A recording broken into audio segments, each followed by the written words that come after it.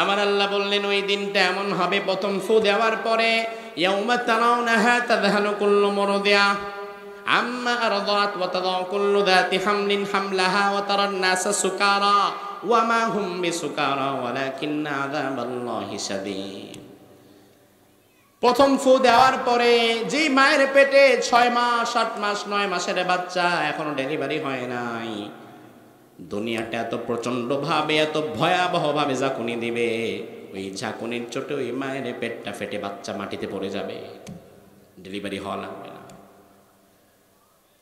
স্তন্যদাত্রী মা, ওই মা তার বাচ্চাটাকে ফেলে দৌড় দিবে আরেক দিকে, মানুষেরা পাগলের মতো মাতালের মতো দৌড়াতে থাকবে। আমার আল্লাহ আয়াতের মধ্যে বললেন ফাকাইফা তাত্তাকুনা ইন কাফারতুম ইয়াওমা ইয়াজআলুল উইলদানা শাইবা। ওই দিনকে অস্বীকার করে কেমনে তোমরা মুত্তাকি হবা, যেই দিন ইসরাফিলের প্রথম সিংহায় ফু দেওয়ার পরে ভয়ে আতঙ্কে ছোট ছোট বাচ্চার চুলগুলো পেকে তারা 80 বছরের বুড়া হয়ে যাবে।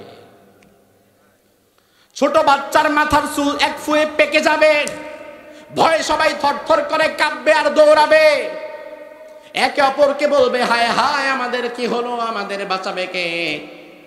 এরপরে আল্লাহ বলবেন ইসরাফিল বাস এবার 2 নাম্বার ফু দিয়ে দাও। 2 নাম্বার ফুটা হবে মৃত্যুর ফুৎকার।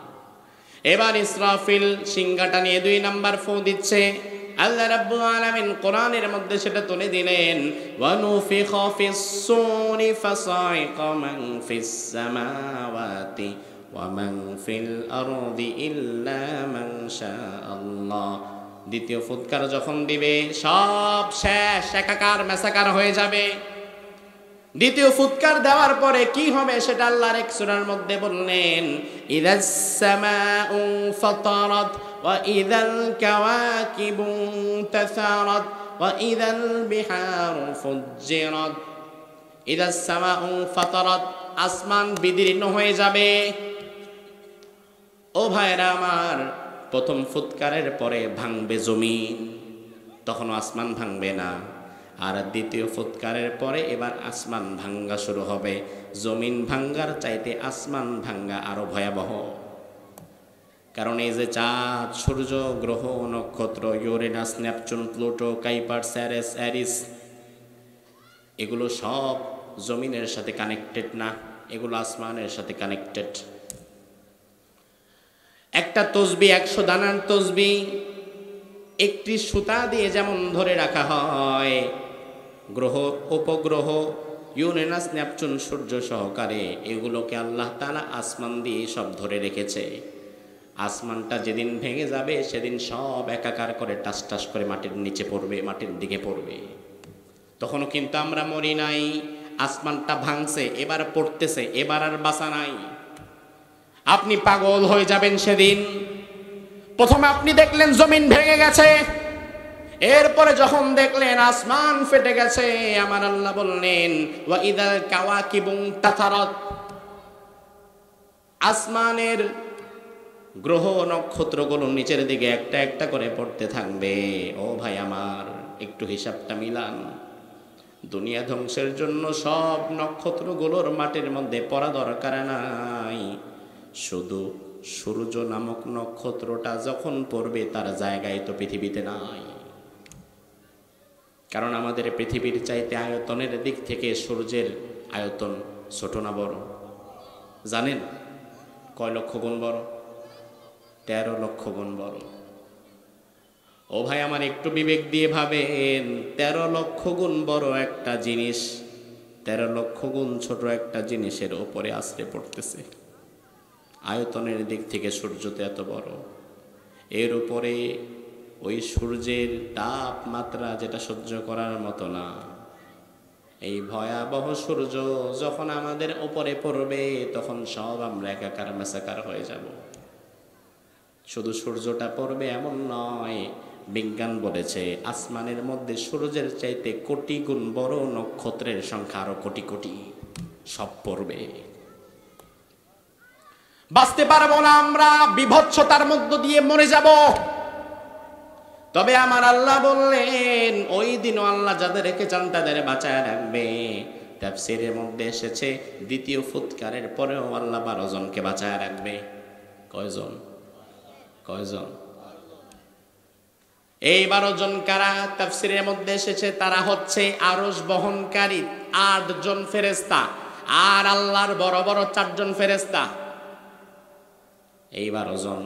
এবার আল্লাহ মালাকুল মউত রে বলবে আরশ বহনকারী 8 জন ফেরেশতাকে জান নিয়ে নাও। আরশ বহনকারী 8 জন ফেরেশতার জান নিয়ে নেওয়া হবে। এবার আল্লাহ বলবে যাও ইসরাফিলের জানটা নিয়ে নাও। ইসরাফিলের জান নেওয়া হবে। যাও মিকাইলের জান নিয়ে নাও। মিকাইলেরটা নেওয়া হবে। যাও জিবরিলের জানটাও নিয়ে নাও। জিবরিলের জান নেওয়া হয়ে যাবে। এবার আল্লাহ বলবেন মালাকুল মউত এখন আর কে বাকি আছে? মালাকুল মউত বলবে আল্লাহ বাকি আছেন আপনি, আপনার তো কোনো মৃত্যু নাই, আর আমি আছি। আল্লাহ বলবে মালাকুল মউত আমার মৃত্যু নাই কিন্তু তোমার তো আছে, তুমি মরে যাও। মালাকুল মউত সেদিন মৃত্যুর জন্য প্রথম চেষ্টা করবে, নিজের আঙ্গুলগুলো কলিজার মধ্যে ঢুকায় দিবে, কলিজা টেনে বের করতে চাইবে কিন্তু মৃত্যু হবে না। জিহ্বাটা টান দিয়ে লম্বা করে ফেলবে। মৃত্যুর যন্ত্রণায় মালাকুল মউত সেদিন ছটফট করতে থাকবে কিন্তু মৃত্যু হবে না। মালাকুল মউত সেদিন আল্লাহরে বলবে আল্লাহ মৃত্যুর যন্ত্রণা যে এত বেশি এত বেশি, যদি কোনোদিন আমি জানতাম এত ভয়াবহ দায়িত্ব আমি নিতাম না। আল্লাহ বলবে মুথিয়া মালাকুল মউত, ও মালাকুল মউত তুই মরে যা। আল্লাহরে অর্ডার দেওয়ার পরে মালাকুল মউতের জান বের হয়ে যাবে। এবার আমার ভাইরা জবাব দেন, আকাশে জমিনে ভেতরে বাহিরে আর কেউ জীবিত আছে নাকি? কথা হয় না। কিন্তু আছেন একজন, তিনি কে? জোরে বলেন তিনি কে? আমার আল্লাহ বললেন কুল্লু মান আলাইহা ফান ওয়া ইয়াবকা ওয়াজহু রাব্বিকা যুল জালালি ওয়াল ইকরাম ফাবিআই আলাই রাব্বিকুমা তুকাযযিবান। সব ধ্বংস হয়ে যাবে, সব শেষ হয়ে যাবে, কেউ বাকি থাকবে না, শুধু বাকি থাকবেন একজন, তিনি কে? তাফসীরে জালালাইন প্রণেতা বলেন বাইনান নাফখাতাইনি 40 সানা, 2 ফুৎকারের মাঝে এবার আল্লাহ 40 বছরের একটা গ্যাপ রাখবে। আমার ভাইরা কিয়ামতের জন্য কিন্তু ইসরাফিলের সিংহায় ফু দেওয়ার কথা ছিল কয়টা? ভুলে গেছেন কয়টা? কিন্তু দিছে কয়টা? তার মানে বাকি আছে আরেকটা। এবার 3 নাম্বার ফু আর 2 নাম্বার ফু এর মধ্যে আল্লাহ 40 বছর একা থাকবে। এই 40 বছর আর কোথাও কেউ নাই। এবার 40 বছর পর আমার আল্লাহ আবার সবার আগে ইসরাফিলকে দাঁড় করাবেন, জীবিত করবেন। জীবিত করে এবার আল্লাহ বলবেন ইসরাফিল এবার তুমি তোমার সিংহাটা ধরে 3 নাম্বার ফু দিয়ে আসল খেলা শুরু করে দাও। এবার ইসরাফিল 3 নাম্বার ফু যখন দিবে সুম্মা নুফিখা ফীহি উখরা ফাইদা হুম কিয়ামুন ইয়ানদুরুন। পৃথিবীর শুরু থেকে শেষ পর্যন্ত যত মাখলুকাত মারা গিয়েছিল, যত মানুষ যত জিন মরে গিয়েছিল, সব আবার জীবিত হয়ে একত্রিত হয়ে আল্লাহর দরবারে দাঁড়িয়ে যাবে। যে জায়গার মধ্যে দাঁড়িয়ে যাবে সমবেত হবে ওটাই কিয়ামতের ময়দান। কিয়ামত মানে হচ্ছে দাঁড়িয়ে যাওয়া। রব্বুল আলামিন বললেন ইয়া আইয়ুহান নাস, ও দুনিয়ার মানুষেরা শুনে নাও, ইত্তাকু রাব্বাকুম, তোমরা তোমাদের রবকে ভয় করো। ইন্না জালজালাতাস সাআতি শাইউন আযীম, কেননা তোমার রব দুনিয়াটাকে একদিন এমন ভাবে ঝাঁকুনি দিবেন, দুনিয়াতে এত ভয়াবহ ঝাঁকুনি দুনিয়া কোনোদিন দেখে নাই। ইয়াউমা তারাউনাহা তাযহালু কুল্লু মুরদিআতিন আম্মা আরদাত, ওই দিন দুনিয়াকে যখন তোমার রব প্রথমবার ঝাঁকুনি দিবেন, দুনিয়ার অবস্থাটা এমন হবে যে নারীর গর্ভে 5 মাস 6-7 মাস 8-9 মাসের সন্তান এখনো ডেলিভারি হয় নাই, ওই নারীগুলো সেদিন দুনিয়ার প্রথম ঝাঁকুনির সাথে তাদের পেট ফেটে সন্তানটা মাটির মধ্যে আছড়ে পড়বে। ওয়াতাদাউ কুল্লু যাতি হামলিন হামলাহা, গর্ভধারিণী মা তার গর্ভপাত হয়ে যাবে। যেই নারীর কোলে 1 বছর 2 বছরের দুধের বাচ্চা, দুনিয়ার প্রথম ঝাঁকুনির পরে ওই নারী তার দুধের বাচ্চারে একদিকে ছিটকে ফেলে অপর দিকে দৌড়ে পালিয়ে যাবে। আমার ভাইরা, কথাগুলো কিন্তু সহজ না, শুনতে সহজ মনে হলেও আসলে সহজ নয়। ও ভাই আমার, তার কারণ হচ্ছে আপনি যদি কোনোদিন দেখেন আপনার বাসার পাশায় আগুন লাগছে, আপনার বাড়ির পাশের বাড়িতে আগুন লেগেছে, দাও দাও করে আগুন জ্বলছে, ওই আগুন নেভানোর জন্য কিন্তু সব মানুষ দৌড়ে ছুটে যায়। অন্তত উৎসুক জনতা ওই আগুন দেখার জন্য হলেও ছুটে যায়। এখানে যদি এখন দাও দাও করে কোথাও আগুন লাগে, সামনে একটা শ্রোতাও থাকবে না, সব উঠা দৌড়, আমিও তো যাব। তার কারণ আগুন লেগেছে, আগুন নিভায়া মানুষের জান বাঁচানো ফরজ। ওয়াজ শোনার চাইতে আগুন নিভানোর গুরুত্ব কম নয়।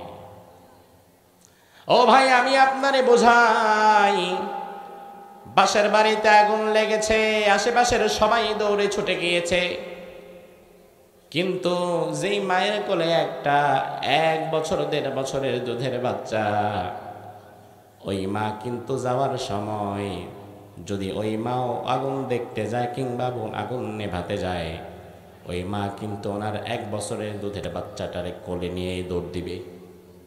তার কারণ এত ছোট বাচ্চারে ঘরে একা রেখে যাবে না। আপনি লক্ষ্য করবেন, ঘরে যদি একটা 1.5 বছরের দুধের বাচ্চা থাকে, মা রান্নাঘরে রান্না করতে থাকে, কিন্তু বাচ্চাটা যদি ওয়া ওয়া করে চিৎকার দেয়, ওই মা রান্না বান্না ওই অবস্থায় ফেলে রেখে বাচ্চার কাছে দৌড়ে চলে যায়। রান্না পড়লে পড়ুক, তরকারি নষ্ট হইলে হোক, ভাত না থাকলে না থাকুক, কিন্তু বাচ্চাটা যদি চিৎকার দিয়ে কেঁদে ওঠে, মা আর থাকতে পারে না। এই জন্য মা থাকে রান্নাঘরে, কিন্তু কানটা পড়ে থাকে রান্নাঘরের বাহিরে বাচ্চার কাছে। দুনিয়ার কোন গর্ভধারিণী মা তার সন্তানকে, দুধের বাচ্চাকে ফেলে রেখে যায় না। আমার আল্লাহ বলে, বান্দা, ওই দিনের হিসাব আর আজকের হিসাব এক হবে না। প্রথম ফুৎকারটা যখন দেয়া হবে, দুনিয়াটা যখন প্রচন্ড ভাবে আল্লাহ তাআলা একটা ঝাঁকুনি দেবেন, ওই ঝাঁকুনির চোটে যে মায়ের কোলে একটা 1 বছরের শিশু বাচ্চা থাকবে, ওই মা ভুলেই যাবে যে তার কোনো বাচ্চা কাচ্চা রয়েছে, বরং বাচ্চাটারে দৌড়ায় আরেক দিকে ফেলে দিয়ে মা আরেক দিকে পাগলের মতো দৌড়ে চলে যাবে। দুনিয়া কত ভয়াবহ ভাবে কাঁপলে মানুষ পাগল হয়ে যেতে পারে, এবার বোঝেন। আমার আল্লাহ বললেন, এখানেই শেষ নয়। ওয়াতারান নাসা সুকারা ওয়া মা হুম বিসুকারা, মানুষগুলো মদ খাওয়ার পরে মানুষ যেমন সেন্সলেস হয়ে যায়, দিকবিদিক জ্ঞান হারিয়ে যায়, একবার ডানে যায় একবার বামে যায়। রাত বাজে 2টা, এলাকার এক বখাটে ছেলে মদ 1 প্যাক খায়া এরপরে রাস্তা দিয়ে হাঁটতেছে, সামনে কি যেন পড়ছে, ওই মাতালের তো হুঁশ জ্ঞান নাই, বারবার কয়, মিয়া সরেন, সাইড দেন। কেউ সাইড দেন না কেন, সরেন না কেন, সাইড দেন না কেন, সরেন না কেন, বইলা যে দাঁড়ায় রয়েছে, দাঁড়ায় তো রয়েছেই। হুঁশ ফিরার পরে দেখে, সর্বনাশ, আমি কারে সাইড দিতে কইলে দেখি কারেন্টের খাম্বা। আমার ভাইরা, মানুষ মাতাল হলে হিতাহিত জ্ঞান থাকে না, ডানে যায় বামে যায়। আমার আল্লাহ বললেন, জমিনটা প্রচন্ড ভাবে যখন একটা ঝাঁকুনি দেবে, স্বাভাবিক সুস্থ মানুষগুলো পাগলের মতো হয়ে যাবে, একবার ডানে যাবে একবার বামে যাবে, কুল কিনারা পাবে না। দেখলে মনে হবে গোটা দুনিয়ার 800 কোটি মানুষ যেন সেদিন মদ খেয়ে মাতাল হয়ে গেছে। আমার আল্লাহ বলবেন ওয়ামা হুম বিসুকারা, আসলে তারা মদ খায় নাই, তারা মাতাল না। ওয়ালাকিন্না আযাবাল্লাহি শাদীদ, আমি আল্লাহর আযাব বড় কঠিন। আমার ভাইরা, এই হচ্ছে উক্ত দুটি আয়াতে কারিমার শাব্দিক অনুবাদ। এই দুটি আয়াতে কারিমার শাব্দিক অনুবাদ শুনে আমরা বুঝতে পারলাম আয়াতগুলো আল্লাহ রাব্বুল আলামিন দুনিয়ার প্রলয় কাণ্ড ঘটা সম্পর্কে নাযিল করেছেন। রব্বুল আলামিন আয়াতগুলো দিয়ে আমাদের ঘুমিয়ে যাওয়া মরে যাওয়া অন্তরগুলোকে একটা সফট রিমাইন্ডার দিতে চাচ্ছেন। আমাদের গাফেল হৃদয়গুলোকে আল্লাহ তাআলা একটা ধাক্কা দিতে চাচ্ছেন। এই আয়াতকে সামনে রেখে আজকে যদি আমরা কিছু আলোচনা পর্যালোচনা করি, তাহলে অন্তত মনোযোগ সহকারে সেই কথাগুলো শোনার মতো ধৈর্য, সহ্য, শক্তি, সময় আমার প্রিয় ভাইদের হবে কি ইনশাআল্লাহ? হবে কি ভাই? হবে ইনশাআল্লাহ? আমার ভাইরা তাহলে একটু মনোযোগ দেন, লক্ষ্য করে কথাগুলো শুনবেন। রব্বুল আলামিন দুনিয়াকে একদিন শেষ করে দিবেন, কেউ আমরা দুনিয়ায় থাকতে পারবো না। তবে কিয়ামত প্রসঙ্গে যে আয়াত আল্লাহ কোরআনে নাযিল করেন, এই আয়াতের শুরুতে কিন্তু আল্লাহ তাআলা ইয়া আইয়ুহান নাস বললেন। আমি যদি আপনাদের কাছে জানতে চাই নাস শব্দের অর্থ কি? মাশাআল্লাহ, নাস শব্দের অর্থ কি? মানুষ। আলহামদুলিল্লাহ, বাংলাদেশের অন্যান্য অনেক জেলার চাইতে ধর্মীয় জ্ঞানে কিছুটা এগিয়ে আছে নোয়াখালীর মানুষ, ঠিক না ঠিক? তার কারণ আমি আমার ছাত্র জীবনে যত উস্তাদের কাছে পড়াশোনা করেছি, এর মাঝে নোয়াখালী লক্ষ্মীপুরের উস্তাদ আমি বেশি পেয়েছি। এবং এখন না আলেম ওলামা ঘরে ঘরে, জেলায় জেলায়, পাড়ায় পাড়ায়, গ্রামে গ্রামে, মহল্লায় মহল্লায়, আজ থেকে 30 বছর, 40 বছর, 50 বছর আগে বাংলাদেশে জেলায় জেলায়, গ্রামে পাড়ায় মহল্লায় এত আলেম ওলামা ছিল না, এত মাদ্রাসা মসজিদ ছিল না। নোয়াখালীর আলেমেরা বাংলাদেশের বিভিন্ন আনাচে কানাচে খেদমত করে আমাদের মতো আলেম তৈরি করে দিয়েছে। কথা কি ঠিক না বা ঠিক? জানেন তো আপনারা, গতকাল আমার মাহফিল ছিল পার্বত্য জেলা খাগড়াছড়ির তবলছড়ি। চট্টগ্রাম থেকে আরো 120 কিলোমিটার ভেতরে, পার্বত্য জেলার ভেতরে একটি পাহাড়ের উপরে। এত দূরে আমি কোনোদিন যাই নাই, এত আঁকা বাঁকা ভয়াবহ পথ। তবে আমি যাওয়ার পরে দেখলাম 10,000 মানুষের বিরাট আয়োজন। আমি অবাক হয়ে গেলাম, পাহাড়ি অঞ্চলে এত মানুষ, পাহাড়ের মাঝে ইসলাম কে প্রচার করলো? আপনাদের এই অঞ্চলের একজন আলেম, নোয়াখালীর একজন আলেম, আব্দুর রহমান দরবেশ সাহেব হুজুর বলে তাকে সবাই চেনে ওখানে। তিনি আজ থেকে 55 বছর আগে সেই খাগড়াছড়ির তবলছড়ির পাহাড়ি দুর্গম এরিয়াতে যে একটি দ্বীনি মাদ্রাসা প্রতিষ্ঠা করেছিলেন, ওই মাদ্রাসার মাহফিল করে আসলাম গতকাল। অবাক হয়ে গেলাম, আল্লাহ, 55 বছর আগে নোয়াখালী থেকে একজন আলেম গিয়ে সেই পাহাড়ির পাদদেশে দুর্গম গিরির মাঝে একটি মাদ্রাসা প্রতিষ্ঠা করেছে। তার মানে বাংলাদেশে ইসলামের বাণী ছড়িয়ে যাওয়ার মধ্যে নোয়াখালীর আলেমদের অবদান কি আছে না নাই? সেই ধন্য জেলার মানুষ আপনারা। আমার ভাইয়ের জন্য আমি যদি আপনাদের কাছে আরেকবার জানতে চাই, জবাব দেন, নাস শব্দের অর্থ কি? মানুষ। এই যে 30 পারা কোরআন, এই 30 পারা কোরআনে রব্বুল আলামিন দুটো প্যাটার্নে আয়াত দিয়েছেন, দুটি ধরনের আয়াত। কোন আয়াতের শুরুতে আল্লাহ বলেছেন ইয়া আইয়ুহান নাস, ও মানুষেরা শুনে নাও। দুনিয়ার সব মানুষকে আল্লাহ একত্রিত করে ডেকেছেন। আর কোন আয়াতে আল্লাহ তাআলা ইয়া আইয়ুহান নাস বলেন নাই, বরং বলেছেন ইয়া আইয়ুহাল্লাযীনা আমানু। তাহলে আল্লাহর যে ডাকের ধরন কিন্তু দুইটা। একটা হচ্ছে ও মানুষেরা শোনো, আর একটা হচ্ছে ও ইমানদারেরা শোনো।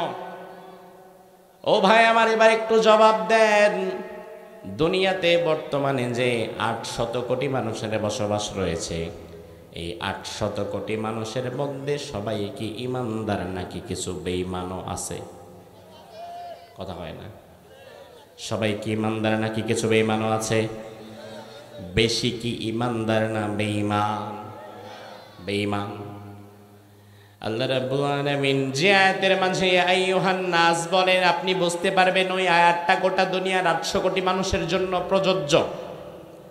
আর যে আয়াতগুলোতে আল্লাহ ইয়া আইয়ুহাল্লাযীনা আমানু বলেছেন, বুঝতে হবে ওই আয়াতগুলো দুনিয়ার মাত্র 200 কোটি ইমানদার দাবিদার তাদের জন্য প্রযোজ্য, সবার জন্য নয়।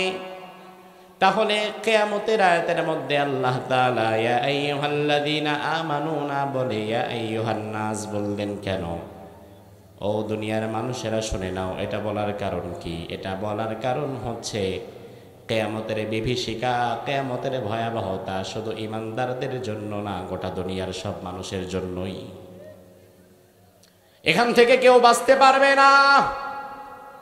মুসলমান বলেন, হিন্দু বলেন, খ্রিস্টান বলেন, ইহুদি বলেন, নাস্তিক বলেন, কিয়ামত যখন হবে কেউ বাঁচতে পারবে না। তবে কিয়ামত কবে হবে, কখন হবে, কিভাবে হবে, কবে হবে, কখন হবে সেটা আমরা জানি না। তবে রাসূলুল্লাহ ১৫০০ বছর আগে কিয়ামতের পূর্বের কিছু আলামত বলে দিয়েছেন। ওই আলামতগুলো যখন সমাজে প্রকাশ পাবে তখন বুঝে নিতে হবে কিয়ামতের আর বেশি দেরি নাই।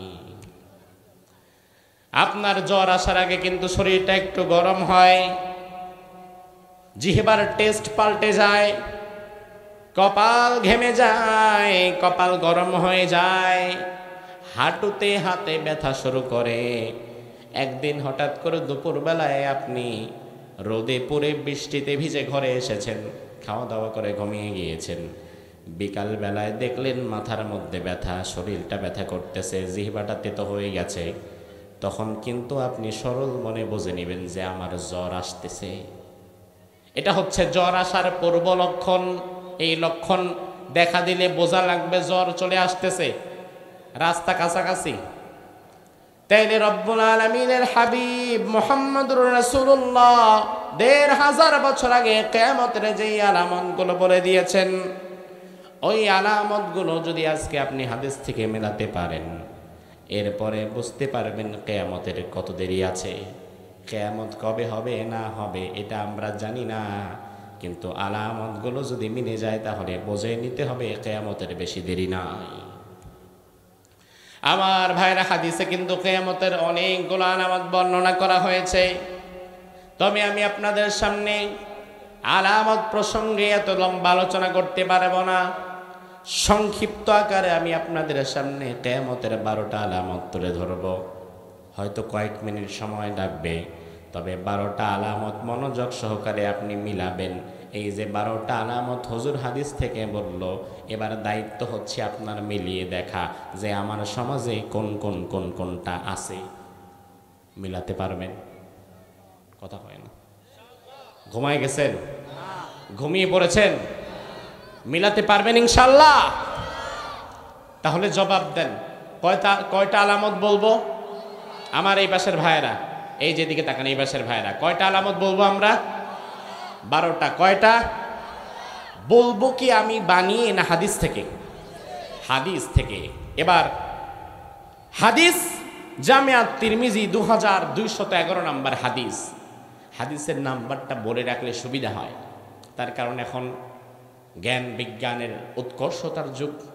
যদি কোনো কথা একটু ডাউট ফিল করেন তাহলে অন্তত হাদিসের রেফারেন্সটা চেক করার সুযোগ আছে না নাই?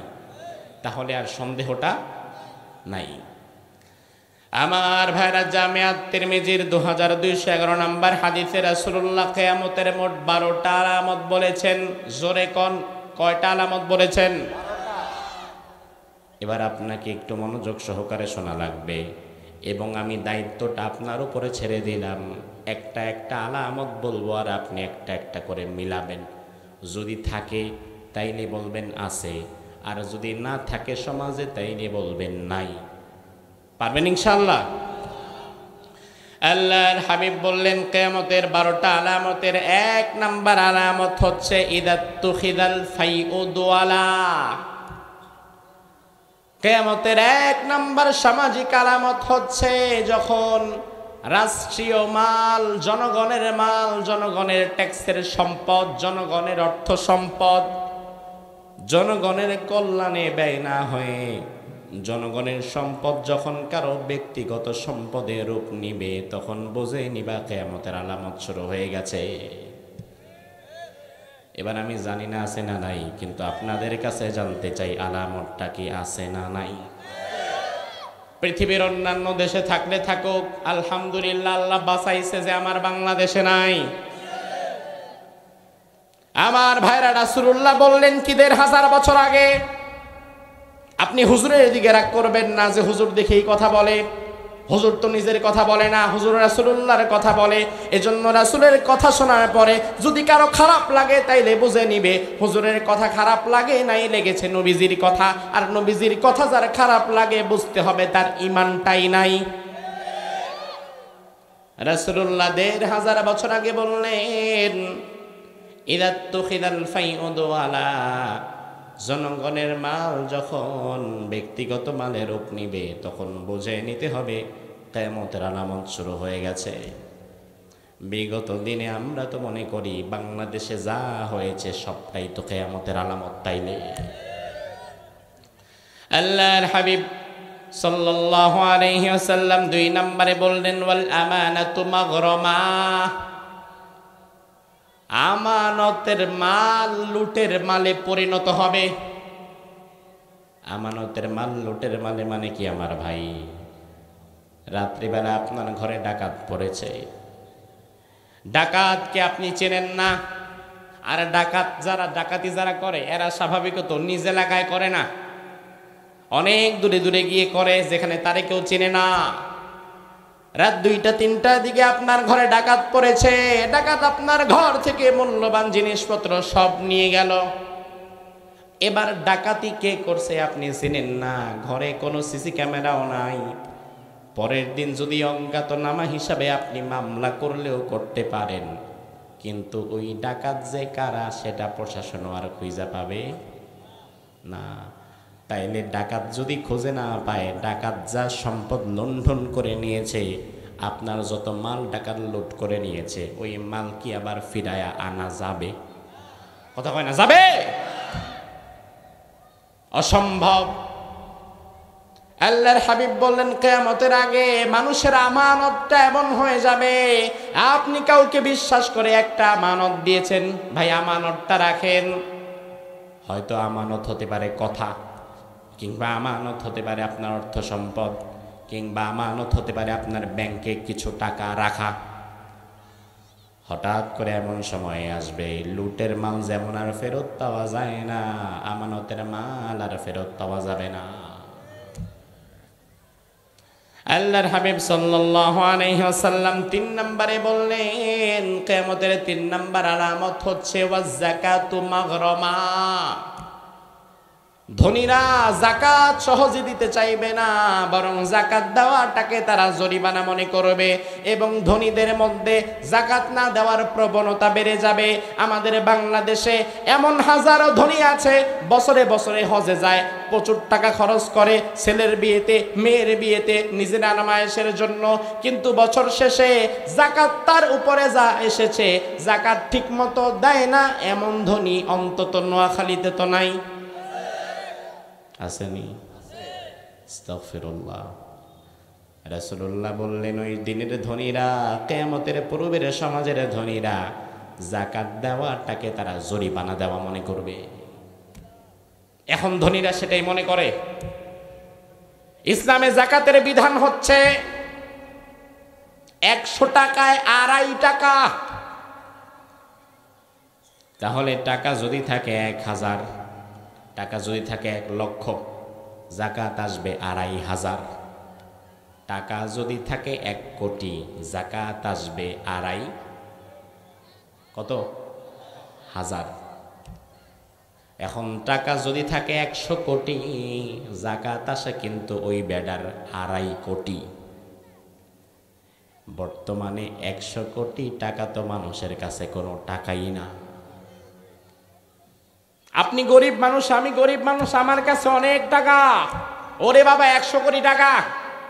অথচ বাংলাদেশে আমি এমনও ধনীরে চিনি যেই ধনীদের কাছে 100 কোটি টাকা কোনো টাকাই না। আমার ভাই, আমি নাম বলবো না, বাংলাদেশের ধনীদের তালিকা করলে তিনি কখনো দ্বিতীয় কিংবা তৃতীয় এর নিচে যায় না। তিনার সাথে আমার কোনো একটা বিষয়ে সম্পর্ক তৈরি হয়ে গেল। তার একজন মেয়ে মারা গিয়েছিল গত বছর আমেরিকাতে। ওই মেয়ের জন্য একটা মিলাদ মাহফিলের আয়োজনের সুবাদে তিনি আমাকে ডাক দিলেন। তিনি আমাকে নেয়ার জন্য বললেন, হুজুর হেলিকপ্টার পাঠাবো। আমি বললাম দরকার নাই। তিনি ফ্লাইটের টিকিট কেটে দিলেন, আমি চলে গেলাম। ঢাকায় তার বাড়ি। বাংলাদেশের ট্রুলি বড় বড় যত 5 স্টার হোটেল আছে 70% তার মালিকানা। ও ভাই আমার, আমি অবাক হয়ে গেলাম। ওই ব্যক্তিকে ওই দিনের আগে আমি চিনতামও না।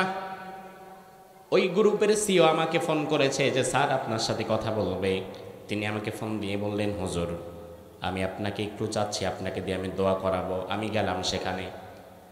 যাবার পরে দেখলাম দুনিয়ার মানুষের টাকা পয়সা কত। সেখানে আমি একদিন ছিলাম।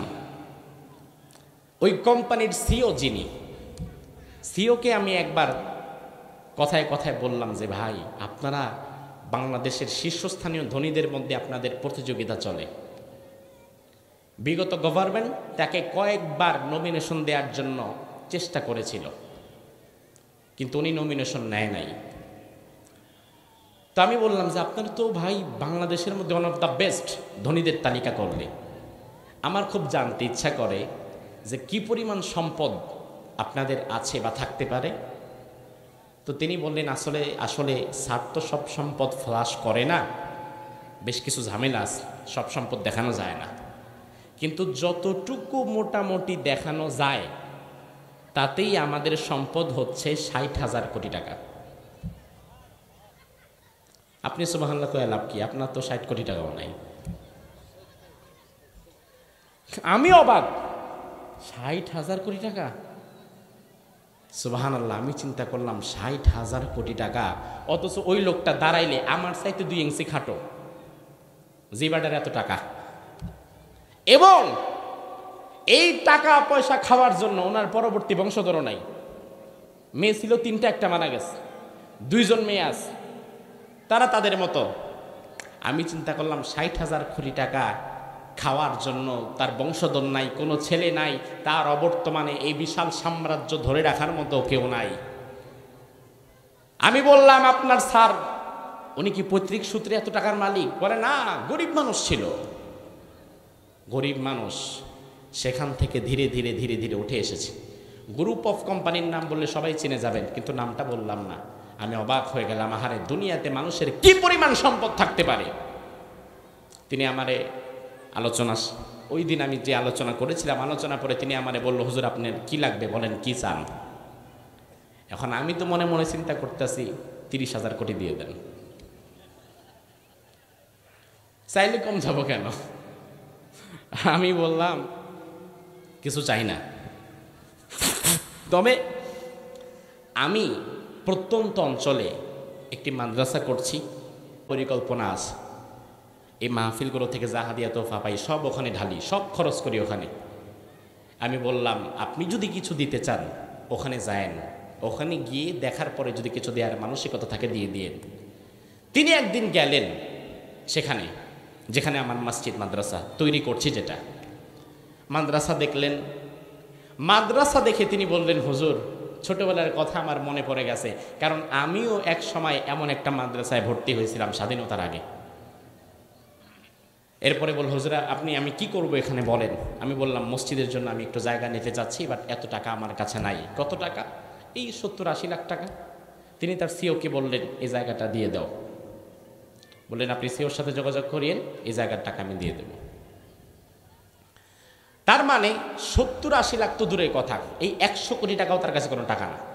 কারণ যার 60,000 কোটি টাকা থাকে ওই বেটার কাছে 100 কোটি টাকা মানে আপনার পকেটে সর্বোচ্চ 100 টাকা যাতা, বিষয়টা তা না?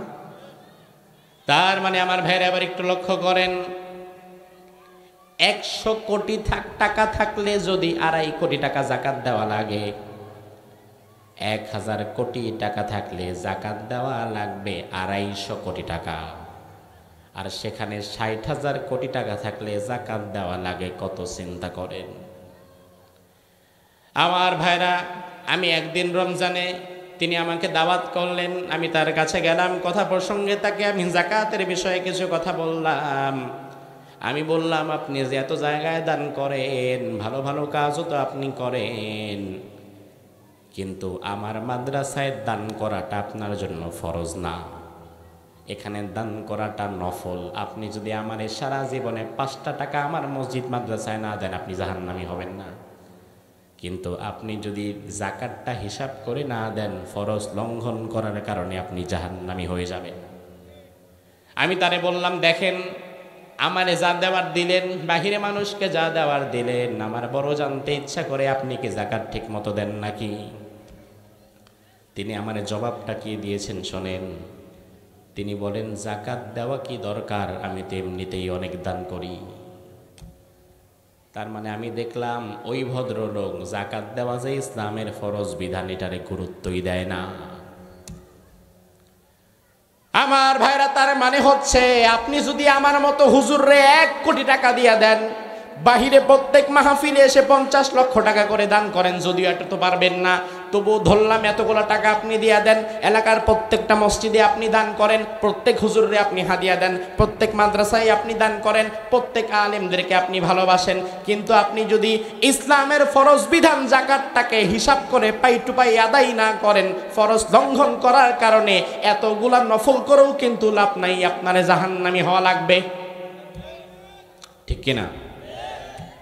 শুধু মাহফিলে এসে কিছু টাকা দান করলেন আর মসজিদে দান করলেন জান্নাতি হওয়া যাবে না, বরং ইসলামের ফরজ বিধানগুলোকে ফরজের জায়গায় সম্মান করতে হবে। আমার ভাইয়ের আল্লাহর হাবিব বললেন শেষ জামানার ধনীরা জাকাতকে জরিমানা মনে করবে, বর্তমানে সেটাই করে। আল্লাহর হাবিব 4 নম্বরে বললেন ওয়াতুআল্লিমা লিগাইরিদ্দিন, শেষ জামানায় কিয়ামতের পূর্বে সমাজের মধ্যে ধর্ম বিবর্জিত শিক্ষার প্রচলন ঘটবে, এমন শিক্ষা ব্যবস্থা তৈরি হবে যে শিক্ষা ব্যবস্থায় আর ধর্মকর্ম থাকবে না। আমি জানি না, আপনাদের কাছে জবাব চাই, বিগত দিনে এই আলামতটা আছে না নাই? কথা কয় না, আছে না নাই? আল্লাহর হাবিব বললেন ওয়াতুআল্লিমা লিগাইরিদ্দিন, দিন মানে ইসলাম। রাসূলুল্লাহ বললেন শেষ জামানায় ধর্মকে বাদ দিয়া শিক্ষা ব্যবস্থা তৈরি করা হবে। ও ভাইরা আমার, একটু মনোযোগ দিয়ে লক্ষ্য করবেন, বিগত দিনে আমরা দেখলাম, আমরা এক সময় স্কুলে সিলেবাসে যেই পাঠ্যপুস্তকে যেই কবিতাগুলো পড়েছি, যেই ছড়াগুলো পড়েছি, যেই রচনাগুলো পড়েছি, এই রচনা, এই কবিতা, এগুলো কিন্তু ধীরে ধীরে ধীরে ধীরে কাটছাট করা হয়েছে। এক সময় আমাদের বাংলা বইয়ে বিশ্বনবীর জীবনী ছিল, সেটাও এখন আর নাই। 4 খলিফার জীবনী ছিল, সেটাও এখন আর নাই। কবি ফররুখ আহমদের কবিতাকেও বাদ দেয়া হয়েছে, কাজী নজরুল ইসলামের কবিতাকেও বাদ দেয়া হয়েছে, পল্লী কবি জসিমউদ্দিনের কবিতাগুলোকেও বাদ দেয়া হয়েছে। ইসলাম লালন করে লিখার মাঝে এমন ভালো ভালো লিখনী ছড়া কবিতা রচনাগুলোকে বাদ দেওয়া হয়েছিল বিগত দিনে।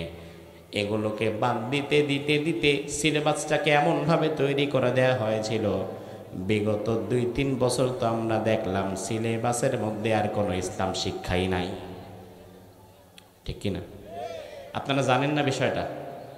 বরং বিগত দিনে কিন্তু এমনও হয়েছে মুসলমানের সন্তান তার পাঠ্যপুস্তকের মাঝে বান্দরের থিওরি ঢুকায় দিছে এবং পড়ানো হচ্ছে তোমার পূর্বপুরুষ মানুষ ছিল না, তোমার পূর্বপুরুষ ছিল কি? বান্দর। অথচ সরাসরি এই থিওরিগুলা কোরআন বিরোধী থিওরি, ইসলাম বিরোধী থিওরি। ইসলাম বিরোধী শিক্ষায় শিক্ষিত হচ্ছিল একটা জাতি। রাসূলুল্লাহ বললেন শেষ জামানায় বিষয়টা এমন হবে, সিলেবাস তৈরি করা হবে, কিন্তু এই সিলেবাসের মধ্যে দ্বীন থাকবে না, ধর্ম থাকবে না। এজন্য বর্তমান শিক্ষা কমিশনে যারা আছেন তাদের কাছে আমরা অনুরোধ করব, আল্লাহর ওয়াস্তে দয়া করে মুসলমানের সন্তানদের হাতে আবারও দ্বীন শিক্ষাটা ফিরিয়ে দিন, ঠিক কিনা? আমার ভাই, আল্লাহর হাবিব সাল্লাল্লাহু আলাইহি ওয়াসাল্লাম 5 নম্বরে বললেন আতার রাজুলু ইমরাআতাহু ওয়া উম্মাহু। শেষ জামানায় পুরুষ তার স্ত্রীর অনুগত হয়ে যাবে আর মায়ের অবাধ্য হবে। বিয়ের আগে মা ছাড়া কিছু বোঝে না, মা মা মা, কিন্তু বিয়েটা করায় দেন, বিয়ের পরে, বিয়ের আগে যে সন্তান মা ছাড়া কিছু বোঝে নাই, বিয়ের পরে ওই সন্তান এবার বউ ছাড়া কিছু বোঝে না, বরং বউয়ের কথায় মা বাপরে তালাক দিয়ে দেয়। কথা কয় না? আছে না নাই? পূর্বের জামানের ইতিহাস দেখেন, ইব্রাহিম আলাইহিস সালামের জন্য ইসমাইল তার বিবিরে তালাক দিয়ে দিয়েছিলেন। আর বর্তমানে আমাদের ঘরের সন্তানেরা ইব্রাহিমের মতো হয় না, বরং বউয়ের কথা শুনে মা বাপরে পর্যন্ত ছেড়ে দিতে পারে, এমন কুলাঙ্গার সন্তানও আছে না নাই? আল্লাহর হাবিব বললেন 6 নম্বরে ওয়াদনা সাদিকাহু ওয়া কাসা আবাহু। যুবকেরা তার বন্ধুরে আপন বানায় নিবে, বন্ধুর সাথে অধিক সময় কাটাবে আর বাবারে দূরে ঠেলে দিবে। বাবার সাথে কথা বলার মতো সময় নাই, বাবার সাথে একবেলা খাবার খাওয়ার মতো সময় নাই, কিন্তু নিজের বন্ধুরে ছাড়া কিছু বোঝে না, এমন যুবক আছে না নাই? আল্লাহর হাবিব 7 নম্বরে বললেন ওয়াযহারাতিল আসওয়াতু ফিল মাসাজিদ। মসজিদের ভেতরে কিছু মানুষের গলার আওয়াজ বড় উঁচু হয়ে যাবে। দুনিয়ার কিছু দুনিয়াদারি জালিম প্রকৃতির মানুষ, সুদখোর ঘুষখোর মসজিদের সভাপতি হইয়া ওই মসজিদের মধ্যে ইমাম সাহেবকে হক কথা বলতে বাধা দিয়ে নিজের আওয়াজকে কোরআন হাদিসের আওয়াজের চাইতে উঁচু করে ফেলবে, এমন সভাপতি, সেক্রেটারি, মোতাওয়াল্লি, ক্যাশিয়ার বাংলাদেশে নাই, নোয়াখালীতে নাই, যাদের কারণে ইমাম সাহেব মন করে হক কথা বলতে পারে না। তুমি যদি দেখো তোমার গ্রামে কোনো মসজিদে এমন ঘটনা ঘটছে, তাইলে বোঝে নিবা তোমার গ্রামটাই তো কিয়ামতের আলামত। কিয়ামতের আলামত দেখার জন্য বেশি দূরে যাওয়া লাগবে না। আল্লাহর হাবিব 8 নম্বরে বললেন সাদাল কাবিলাতা ফাসিকুহুম, পাপাচারীরা গোত্রের নেতা হবে। দরকার ছিল সমাজের সব চাইতে ভালো মানুষ হবে আমাদের নেতা। তার কারণ হচ্ছে যখন আমরা মসজিদে ইমামকে নির্বাচন করি, ইমাম নির্বাচনের সময় আমরা তো সব চাইতে ভালো মানুষকে নির্বাচন করার চেষ্টা করি। যদি আমি জানতে পারি আমার ইমাম সুদের সাথে জড়িত, যদি আমি জানতে পারি আমার ইমাম হারাম কাজের সাথে জড়িত, আমি যদি জানতে পারি আমার ইমাম বিড়ি খায়, সিগারেট খায়, মদও খায় মাঝে মাঝে, তাহলে ওই ইমাম যদি নামাজ পড়াতে আসে, নামাজ পড়াতে দিবেন? কথা বলেন, দিবেন? যদি ইমাম সাহেব বলে ভাই সমস্যা নাই, আমার বেতন 5,000 কম দেন, তাইলে দিবেন? যদি বলে আচ্ছা আমি ফ্রিতে আপনার নামাজ পড়াবো, তাইলে দিবেন? মসজিদে ইমাম সাহেবের পেছনে নামাজ পড়বে 200-400-500 মানুষ, সেখানে আপনি কোনো গাঁজাখোর, মদখোর, ইয়াবাখোর, কোনো খারাপ মানুষকে আপনি সেখানে আপনার নেতা বানাতে চান না। কিন্তু সমাজের মধ্যে 5,000 মানুষ, 5 লক্ষ মানুষ যারা পেছনে থাকবে, তারে কিভাবে একজন জালিম, স্বৈরাচার, চাঁদাবাজ, টেন্ডারবাজকে নেতা বানাতে পারেন? বরং মসজিদে যেমন আপনি সমাজের সব চাইতে ভালো মানুষকে এগিয়ে দেন, একইভাবে সমাজের মধ্যেও আপনাকে সমাজের সব চাইতে ভালো মানুষটাকে এগিয়ে দিতে হবে, অন্যথায় সমাজ কোনোদিন সুন্দর হবে না। আল্লাহর হাবিব বললেন 9 নম্বরে জাইমুল কওম ইয়ারদালাহুম, নিকৃষ্ট লোক সমাজের কর্ণধার হবে। বর্তমানে আছে না নাই? নিকৃষ্ট লোক সমাজের মধ্যে সবার কর্ণধার হয়ে যায়। আল্লাহর হাবিব 10 নম্বরে বললেন ওয়া উকরিমার রাজুলু মাখাফাতা শাররিহি, কিয়ামতের আরেকটা ভয়াবহ আলামত হচ্ছে, একে মানুষজন জালিমের ক্ষতি থেকে বাঁচার জন্য জালিমকে সম্মান করবে, মন থেকে না। কি চমৎকার কথা রাসূলুল্লাহ। আমার ভাইরা লক্ষ্য করেন, আপনি জানেন লোকটা খারাপ, মানুষকে মারে ধরে, মানুষের হক নষ্ট করে খায়, রাস্তার পয়সা চুরি করে খায়, সুদ খায়, ঘুষ খায়, মদ খায়, দুনিয়ার এমন কোনো পাপ কাজ নাই যা সে না করে। কিন্তু বাজারে যখন তার সাথে দেখা হয়ে যাবে, ওই লোকটা যদি হয় আপনার এলাকার একজন বড় দায়িত্বশীল নেতা, তাইলে দেখা হওয়ার পরে কিন্তু আপনি তারে অটোমেটিকলি একটা সালাম দিয়ে দিবেন। কারণ সালামটা যদি না দেন, তাইলে পরের দিন কোনো কাজে যখন আপনি তার কাছে যাবেন, ওই কাজটা আর হবে না, ঠিক কি না? তার ক্ষতি থেকে বাঁচার জন্য আপনি তাকে সালাম দিলেন। এই সালাম কি অন্তর থেকে না ভয় থেকে? আল্লাহর দরবারে কি এই সালামের কোনো দাম আসেনি? রাসূলুল্লাহ বললেন, কিয়ামতের এটা আলামত, মানুষের ক্ষতি থেকে বাঁচার জন্য তারা সালাম দেবে। নেতাও খুশি, বাবারে বাবা, বাজারে গেলে আমার তো সালামের অভাব নাই, অথচ তোমার এই হাদিস জানা দরকার, সব সালাম তোমার উপরে সালাম না, ওগুলা গজবের বদদোয়া, ঠিক কি না? মুখে মুখে সালাম দেয়, কিন্তু মনে মনে গজবের বদদোয়া দেয়, আছে না নাই? আল্লাহর হাবিব বললেন এরপরে 11 নাম্বার হচ্ছে যহরাতুল কয়ানাত ওয়াল মাআজিফ। নায়িকা গায়িকা নর্তকী যারা আছে, এই নায়িকা গায়িকা নর্তকীদের মান মর্যাদা সমাজে বেড়ে যাবে। বর্তমানে নাই, আছে না নাই? আমার ভাইরা একটু ইতিহাস লক্ষ্য করবেন। আমি ইউনিভার্সিটিতে ইতিহাসের ছাত্র ছিলাম। ও ভাই, যারা গান গায় গায়িকা, যারা নাচে অভিনয় করে নায়িকা, এই যে গায়িকা নায়িকা নর্তকী, বর্তমানে তাদের সম্মান মর্যাদা বেশি না কম?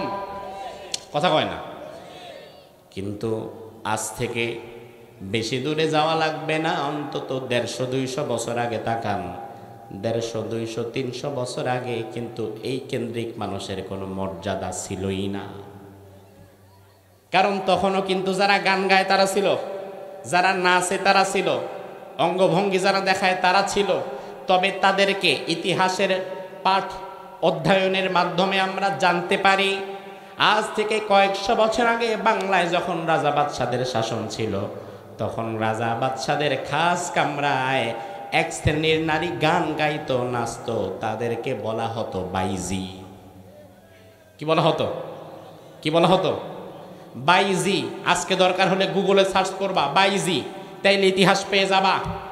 রাজা বাদশাদের খাস কামরায় যারা শরীর দেখাইতো, নাচতো, গান গাইতো, তারা বাইজি। তবে তৎকালীন সময়ে কোন মুসলমানের ঘরের মেয়ে যদি ভুলেও বাইজি গিরিতে নাম লেখাইতো, ওই এলাকার বাকি মুসলমানেরা যে ঘরের একটা মেয়ে বাইজি হয়ে গেছে, ওই ঘরের সাথে তারা সম্পর্ক ছিন্ন করত। ওই বাইজির সাথে কেউ কোনোদিন তার ছেলের বিয়ে দিত না, বিয়ের সম্পর্ক আনতো না।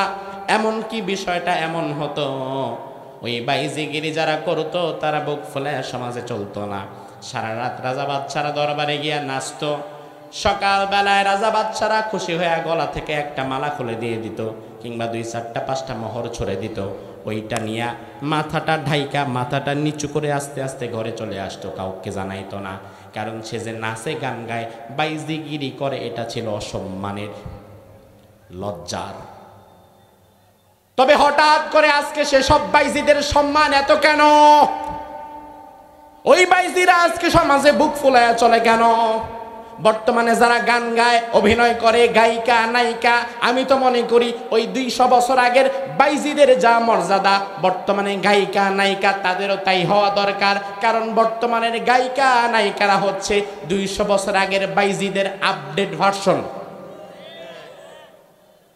কিন্তু 200 বছর আগে যাদের মান মর্যাদা ছিল না, যাদেরকে মানুষ দেখলে থু থু দিত, যাদের সাথে মানুষ কোনোদিন সম্পর্ক করতো না, হঠাৎ করে বর্তমানে 2024 সালে তাদের এত নাম ডাক কেন? তাদের এত নাম ডাকের পেছনে কারণ হচ্ছে মিডিয়া। আপনার মাথায় কথাটা ঢুকে নাই, আমি একটু ঢুকায় দেই, 2টা মিনিট সময় দেন। ও ভাই আমার, মিডিয়া মানুষের মনোজগৎকে পরিবর্তন করে। মিডিয়া মানুষের মনোজগৎ কন্ট্রোল করে।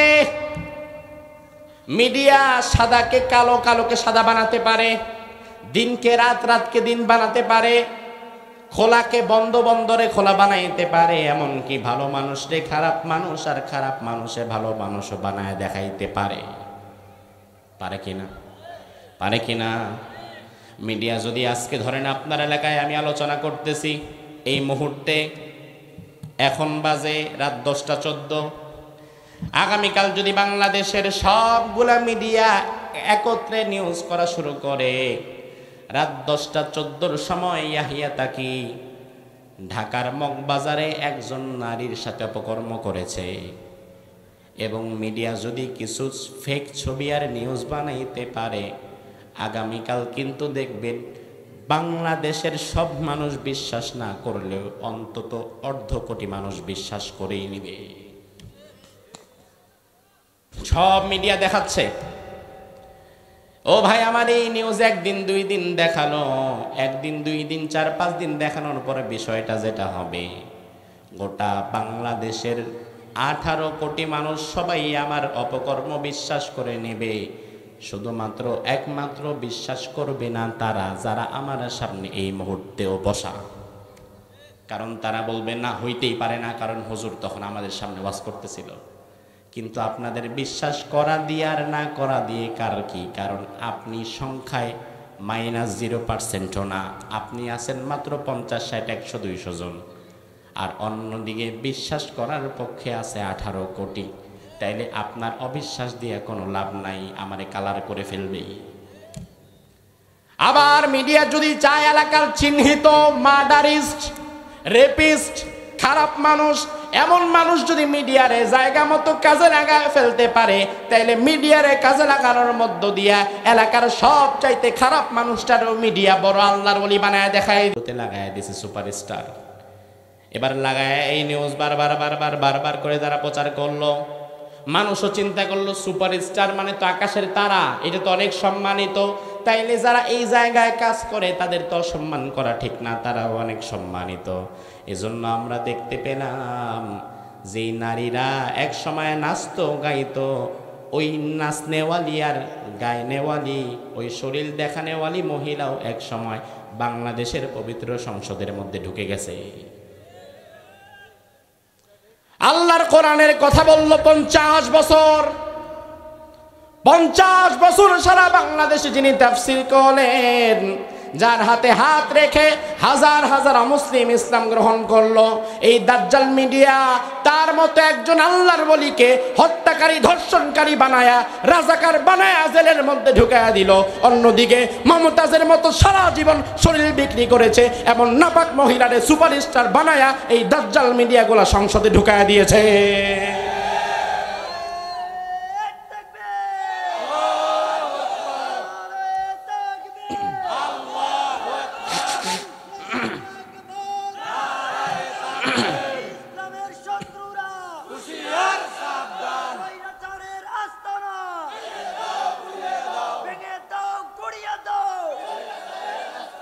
আমার ভাইরা ভালো করে বোঝেন, সুপারস্টার শব্দটা যদি আকাশের তারকা হয়, তাইলে সুপারস্টার কোনোদিন নায়িকা, গায়িকা, পরিমণি, মাহিয়া, মাহি তারা হতে পারে না, বরং আমাদের সুপারস্টার হচ্ছে মিজানুর রহমান আজহারিরা। আমাদের সুপারস্টার হচ্ছে তারা আল্লাহর জমিনে আল্লাহর কোরআন প্রচার করে যারা, ঠিক কিনা? যার তার নামের আগে লাগায় দেয় সুপারস্টার, আকাশের তারকা। আকাশের তারকা তো অপবিত্র নয়, তুমি যার নামের শুরুতে সুপারস্টার লাগিয়েছো, ওই সুপারস্টার নায়িকা, গায়িকা, পরিমণি, মাহিয়া, মাহি, মমতাজ মার্কা মহিলা, এগুলা কি পবিত্র না অপবিত্র? এরা কি সুপারস্টার? বরং আমাদের সুপারস্টার হতে পারে মিজানুর রহমান আজহারি, ঠিক কিনা? আমাদের সুপারস্টার হতে পারে শেখ আহমদুল্লাহর মতো বড় বড় আলেম, আমাদের সুপারস্টার হতে পারে আল্লামা দেলওয়ার হোসেন সাইদি, তিনারা আমাদের সুপারস্টার। কিন্তু এই পুরা গেমটা চেঞ্জ করে দিয়েছে মিডিয়া, যার ফলে আলেমদের দিকে মানুষ বাঁকা নজরে তাকায়, হুজুরদের মানুষ খারাপ মনে করে, আর নায়িকা, গায়িকা, বেশ্যা, নর্তকীকে মানুষ সুপারস্টার মনে করে। হুজুর শব্দটারে নিচু করে দিছে। আপনারা যদি বলা হয় হুজুর, হুজুরের বাসায় আপনার দাওয়াত, আপনি চিন্তা করবেন আল্লাহ রে, হুজুর নিজেই খায় কি আর আমার এই খাওয়াইব কি? কারণ হুজুর শব্দটাই এখন মনে হয় যেন ফকির মিসকিনের শব্দ, অথচ হুজুর শব্দটা এতটা সম্মানের। বাংলাদেশের ইতিহাস আপনি পড়বেন, রাজা বাদশাদেরকে নাম ধরে ডাকা হতো না, বলা হতো জি হুজুর জাহাপনা। মিডিয়া এই সম্মানের শব্দটাকে লাঞ্ছিত কলুষিত করেছে, আর নায়িকা গায়িকার নামের আগে সুপারস্টার লাগায় এদেরকে এখন মিডিয়া জাতে তুলে দিয়েছে। ঠিক না ব্যাঠে? রাসূলুল্লাহ কিয়ামতের আলামতে বললেন, সমাজের মধ্যে নায়িকা গায়িকাদের মান মর্যাদা যখন বেড়ে যাবে, যখন দেখবা তাদের ব্যবসা রমরমা জমজমা, মানুষ তাদের জন্য পাগল, কোথাও নায়িকা গায়িকা আসলে হাজার লক্ষ মানুষ একত্রিত হয়ে যায়, তখন বুঝবা তোমার সমাজটাই কিয়ামতের আলামত হয়ে গেছে। আজ এই মাহফিলে যত মানুষ, পাশে যদি আজ কোনো নায়িকা আসতো তাইলে মানুষ বেশি কোথায় থাকতো? তাইলে বুঝেন কিয়ামতের আলামত শুরু হয়ে গেছে। আল্লাহর হাবিব 12 নম্বরে বললেন, ওয়াশরিবাতিল খুমুর, মদ পানকারীর সংখ্যা বেড়ে যাবে, সমাজে মাদক দ্রব্য বেড়ে যাবে। এখন বাড়ছে না কমছে? জোরে কম। তাইলে যেই 12টা আলামত বললাম, এবার আপনি আপনার বিবেক দিয়ে চিন্তা করে জবাব দেন, এই 12টা আলামত বর্তমান সমাজে আছে না নাই? আমার ভাইরা, এই 12টা আলামত যখন প্রকাশ পেয়ে যাবে, রব্বুল আলামিন এই জমিনকে আর টিকায় রাখতে চাইবেন না, জমিনকে আল্লাহ রাব্বুল আলামিন ধ্বংস করে দিতে চাইবেন। তবে এই জমিন আল্লাহ রাব্বুল আলামিন বানিয়েছেন মূলত ঈমানদারদের জন্য। জমিনে যদিও থাকে সবাই ঈমানদার, বেঈমান সবাই যদি থাকেও, কিন্তু জমিন মূলত বেঈমানদের জন্য না, জমিন বানিয়েছে আল্লাহ মূলত ঈমানদারদের জন্য। সুবহানাল্লাহ। রব্বুল আলামিন বললেন, বান্দা, হুয়াল্লাযী খালাকা লাকুম মা ফিল আরদি জামিআ। ও বান্দা শুনে নাও, আকাশ এবং জমিনে তুমি যা দেখতে পাও সব আমি বানিয়েছি তোমার জন্য। এই আকাশ এই জমিন এগুলো আল্লাহর জন্য দরকার নাই। আমার ভাড়া লক্ষ্য করে বোঝেন, সূর্যটা বানিয়েছেন কে? কথা বলেন। কিন্তু বানিয়েছেন কি আল্লাহর নিজের উপকারে না আমাদের উপকারে? তাহলে আবার জবাব দেন, সূর্য বানিয়েছেন কে? আল্লাহর জন্য না বান্দার জন্য? আল্লাহ সাগর বানিয়েছেন কে?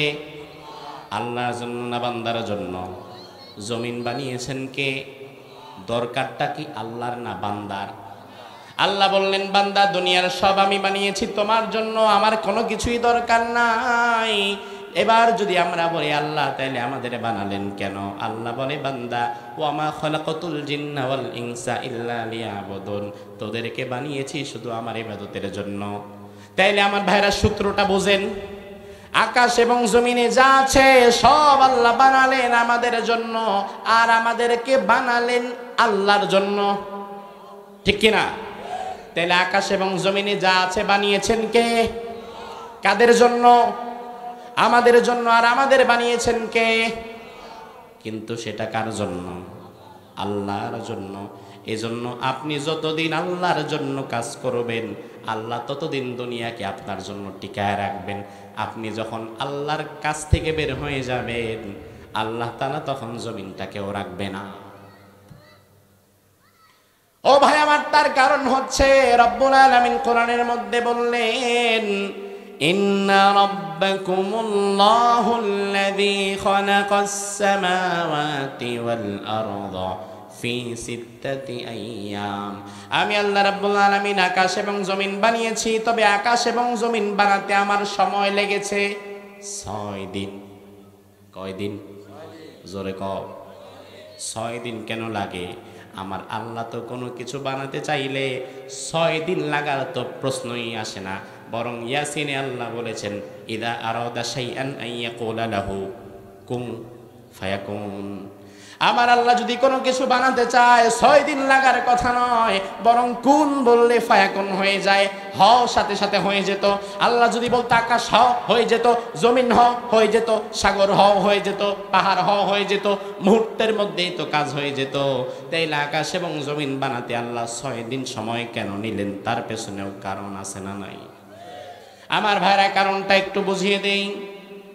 অনেক সময় আমরা ঢাকা শহরে গাড়ি নিয়ে যখন বের হই, রাস্তায় গাড়িটা যখন সিগনালে পড়ে তখন আমরা দেখি মাঝে মাঝে গাড়ির গ্লাসে টোকা দেয় কিছু ছোট ছোট বাচ্চা, বয়স 10, 12, 15 বছর ছেলে কিংবা মেয়ে।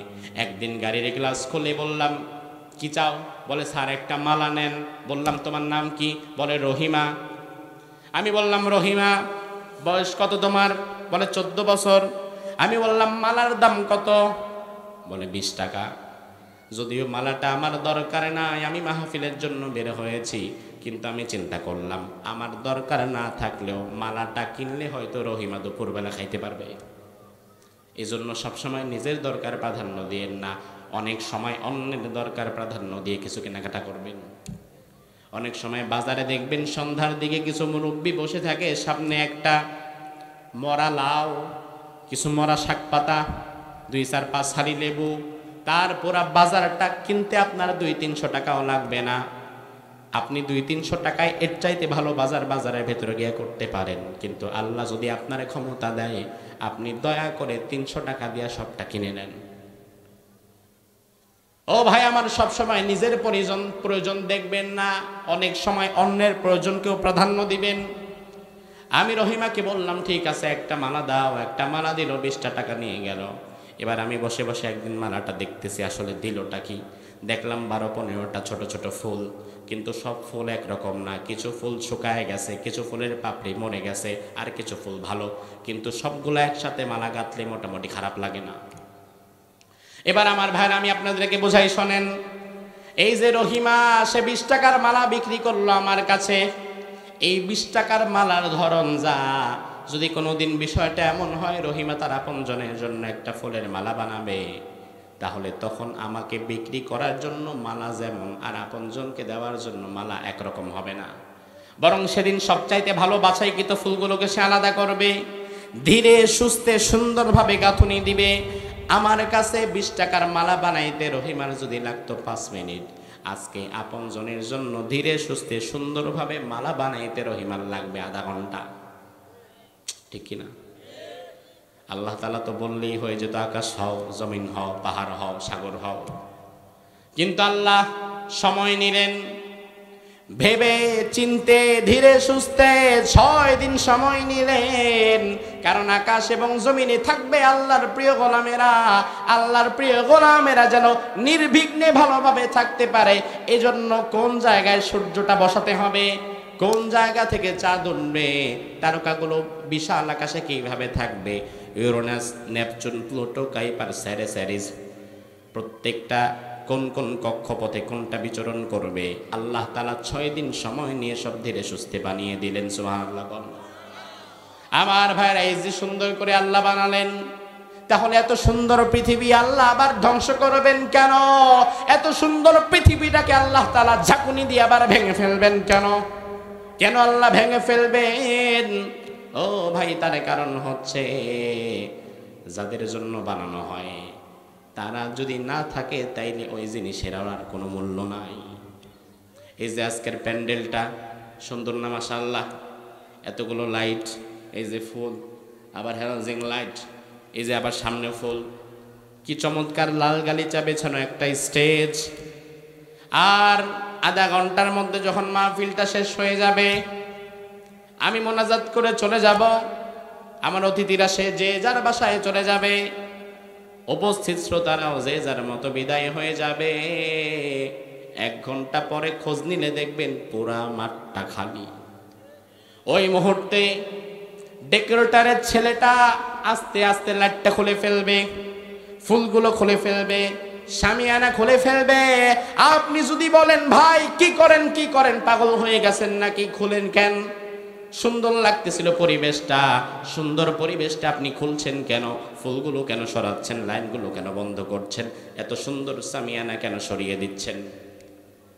তখন ডেকোরেটরের ছেলেটা বলবে, ভাই রে, যাদের জন্য আয়োজন করেছিলাম ওই মেহমানেরাই যেহেতু নাই, এত সুন্দর প্যান্ডেল রেখেও আর আমার কোনো লাভ নাই। আল্লাহ তাআলা আকাশ এবং জমিন বানিয়েছেন ইমানদারদের জন্য, এজন্য দুনিয়া টিকে থাকবে ততদিন, ইমানদার থাকবে যতদিন। ইমানদার যেদিন থাকবে না, সেদিন আকাশ এবং জমিনকেও আল্লাহ রাখবেন। তাইলে আমার ভাইয়েরা জবাব দেন, আকাশ এবং জমিন টিকে আছে ডোনাল্ড ট্রাম্পের জন্য? কথা কয় না। ভ্লাদিমির পুতিনের জন্য, নরেন্দ্র মোদীর জন্য। আকাশ এবং জমিন টিকে আছে ইউনূসের জন্য। আকাশ এবং জমিন টিকে আছে ইমানদারের জন্য। জোরে কোন কার জন্য? আরো জোরে কোন কার জন্য? আল্লাহর হাবিব কি বলেন এবার দেখেন। আল্লাহর হাবিব বলেন, লা তাকুমুস সাআহ হাত্তা লা ইউকালা ফিল আরদি আল্লাহ আল্লাহ। আল্লাহর জমিন আল্লাহ ততদিন ধ্বংস করবে না যতদিন না পর্যন্ত একজন বান্দা আল্লাহকে আল্লাহ আল্লাহ বলে ডাকতে থাকবে। সুবহানাল্লাহ। এটা বাসায় যাই কোন আপনার অবাক লাগে না মিয়া? গোটা আকাশ গোটা জমিন আল্লাহ তাআলা ততদিন পর্যন্ত ধ্বংস করবে না যতদিন না পর্যন্ত একজন ইমানদার আল্লাহকে আল্লাহ বলার মতো থাকবে। আল্লাহকে আল্লাহ বলে একটা ডাক দিতে পারবেন? গভীর রাতে এই মুহূর্তে হাজারো মানুষ পাপাচারে লিপ্ত। সেই মুহূর্তে আপনারা যারা বসে আছেন এই গভীর রজনীতে আল্লাহকে অন্তর থেকে একটা ডাক দিতে পারবেন কি ভাই? একটা ডাক দিয়ে বলেন আল্লাহ। একটা ডাক দিয়ে বলেন আল্লাহ। আপনি যদি ইমানদার হন, আপনার ডাকের জবাব আল্লাহর কাছে এত প্রিয়, আপনি একাও যদি থাকেন দুনিয়াতে, আল্লাহ দুনিয়া ধ্বংস করবে না। এই যে প্যান্ডেলটা যখন খোলা শুরু হয়ে যাবে, তখন একজন দুইজন না, আপনারা যদি 10 জন মানুষও ভেতরে বসে থাকেন, ডেকোরেটরের ছেলেটা কিন্তু প্যান্ডেল খুলে নিয়েই যাবে। আপনি 10 জন থাকলেও 100 হাত প্যান্ডেল ডেকোরেটরের ছেলে রাখবে না। আর আপনি একা, আপনার এত সম্মান, আপনি একা থাকলেও আল্লাহ দুনিয়াকে ধ্বংস করতে চাইবে না। আল্লাহু আকবার। তাইলে আমার ভাইরা জবাব দেন, ইমানদারের সম্মান আল্লাহর কাছে বেশি না কম? ইমানদারের ডাকের জবান, ইমানদারের ডাকের যে আওয়াজ, এই আওয়াজের মর্যাদা আল্লাহর কাছে বড় বেশি হয়ে যায়। এজন্য দুনিয়াতে একজন ইমানদার থাকলেও আল্লাহ কিয়ামত দিবে না। আমার ভাইরা লক্ষ্য করেন, স্বাধীনতার সময় বাংলাদেশে মানুষ ছিল 7.5 কোটি। বর্তমানে বাড়ছে না কমছে? কয় কোটি? 18 কোটি। 18 কোটির মধ্যে মিনিমাম 16 কোটি তো মুসলমান। 92% যদি মুসলমান হয়, 16 কোটি যদি মুসলমান হয়, তাহলে স্বাধীনতার সময় মুসলমান যা ছিল, 2024 সালে মুসলমানের সংখ্যা, ইমানদারের সংখ্যা কি কমলো না বাড়লো? গোটা দুনিয়াতে বর্তমানে মানুষ আছে 800 কোটি, এর মধ্যে মুসলমান আছে এখন প্রায় 250 কোটি। ধরেন কিয়ামত যদি কথার কথা আর 5 বছর, 10 বছর, 50 বছর পরেও হয়, মুসলমানের সংখ্যা কি তখন কমবে না আরো বাড়বে? তাইলে মুসলমানের সংখ্যা যদি বাড়ে, তাইলে কিয়ামত হবে কেমনে? রাসূল তো বললেন একজন ইমানদার থাকলেও কিয়ামত হবে না। অন্যদিকে আমরা মাশাআল্লাহ যেমনি মুসলমান বাড়াইতাছি, তাইলে আমাদের মুসলমানের ধাক্কায় কিয়ামত তো বঙ্গোপসাগরে। আমার ভাইরা লক্ষ্য করেন, কারণ অনেক সময় বড় বড় অঙ্ক একটা সূত্রে মিলে না, একই অঙ্কের মধ্যে 2টা সূত্র লাগাইতে হয়। এক হাদিসে যদি আপনার অঙ্ক না মিলে আর একটা হাদিস নেন, রাসূল এক জায়গায় বললেন একজন ইমানদার থাকলেও কিয়ামত হবে না। অন্যদিকে আমরা যেমনি দিন দিন কিয়ামত, যেমনি দিন দিন ইমানদার বাড়াইতাছি, কিয়ামত যে কই চলে গেছে আল্লাহ ভালো জানে। অথচ কোরআন হাদিস তো প্রমাণ করে কিয়ামত পিছায় না, বরং কিয়ামত কি করে? আগায়। তাইলে সমাধান কি হতে পারে? আল্লাহর হাবিব আরেক হাদিসের মধ্যে বললেন, ইয়াতি আলান নাসি জামান ইয়াজতামিউনা ফিল মাসাজিদ লাইসা ফীহিম মুমিন। তোমাদের মাঝে এমন এক জামানা আসবে, যেই জামানায় মসজিদ ভর্তি মুসল্লি থাকবে, লাইসা ফীহিম মুমিন, ওই মুসল্লিদের মধ্যে একজন ইমানদারও থাকবে না। তার মানে 18 কোটি, 16 কোটি, 20 কোটি সংখ্যায় আদমশুমারিতে মুসলমান হতে পারে। মসজিদে বিরাট 5 তলা মসজিদ ভর্তি জুমার দিন মুসল্লি হতে পারে, কিন্তু আল্লাহর দরবারে ইমানদার হওয়া কিন্তু এক বিষয় নয়। ধর্মে হয়তো আপনি ইমানদার দাবি করতে পারেন, আপনি মুসলমান, মুসলমান সংখ্যায় বাড়ছে, তবে বাড়ছেটা কোথায়? বাড়ছে মূলত মুসলমান আদমশুমারিতে। মুসলমান সংখ্যায় বেড়েছে মূলত ভোটার আইডি কার্ডে। ধর্ম কি? ইসলাম। গণহারে সবার ধর্ম কি? ইসলাম। তাইলে বাংলাদেশে 16 কোটি মুসলমান, 18 কোটি মুসলমান, এতগুলো মুসলমানের বসবাস যেই দেশে, এই দেশের বয়সটা 54 বছর হয়ে গেছে। 54 বছরের বাংলাদেশে মুসলমানেরা তাদের ধর্মগ্রন্থ আল্লাহর কোরআন দিয়ে একটা বিচার কাজও করতে পারলো না, একটা আইনও করতে পারলো না। তাতেই প্রমাণ হয় মুসলমান আছে শুধু কাগজে কলমে, বাস্তবে কাজের বেলায় নাই। কাজের বেলায় নাই। বিষয়টা হয়ে গেছে কাজীর গরুর মতো, লিখায় আছে, কেতাবে আছে, আসলে গোয়ালে নাই। আমার ভাইরা লক্ষ্য করেন, এই যে সাদা পেজ, এখানে কোনো কিছু লেখা আছে নাকি? কথা বলেন, লেখা আছে নাকি? এবার আমি যদি এই সাদা পেজের মধ্যে একটা কলম দিয়ে লিখে দেই পকার পা নয় ঋষিকার নি, উচ্চারণ কি হবে? জোরে কম। ভিজে যাবে? ভিজবে? এবার আমি যদি লিখি স্বরে আ গয় রস্যকার গো দন্ত ন, উচ্চারণ কি হবে? আগুন। কাগজটা কি পড়ে যাবে নাকি? তাইলে বিষয়টা কেমন? কাগজের মধ্যে পানি আছে কিন্তু কাগজটা ভিজে না, কাগজের মধ্যে আগুন আছে কিন্তু কাগজটা পুড়ে না। ও ভাই, তার কারণ হচ্ছে এটা আসলে সত্য পানি নয়, এটা আসলে সত্য আগুন নয়, এটা শুধু লেখায় আছে, বাস্তবে নাই। বাস্তবের পানি হলে কাগজটা ভিজে যেত, বাস্তবের আগুন হলে কাগজটা পুড়ে যেত।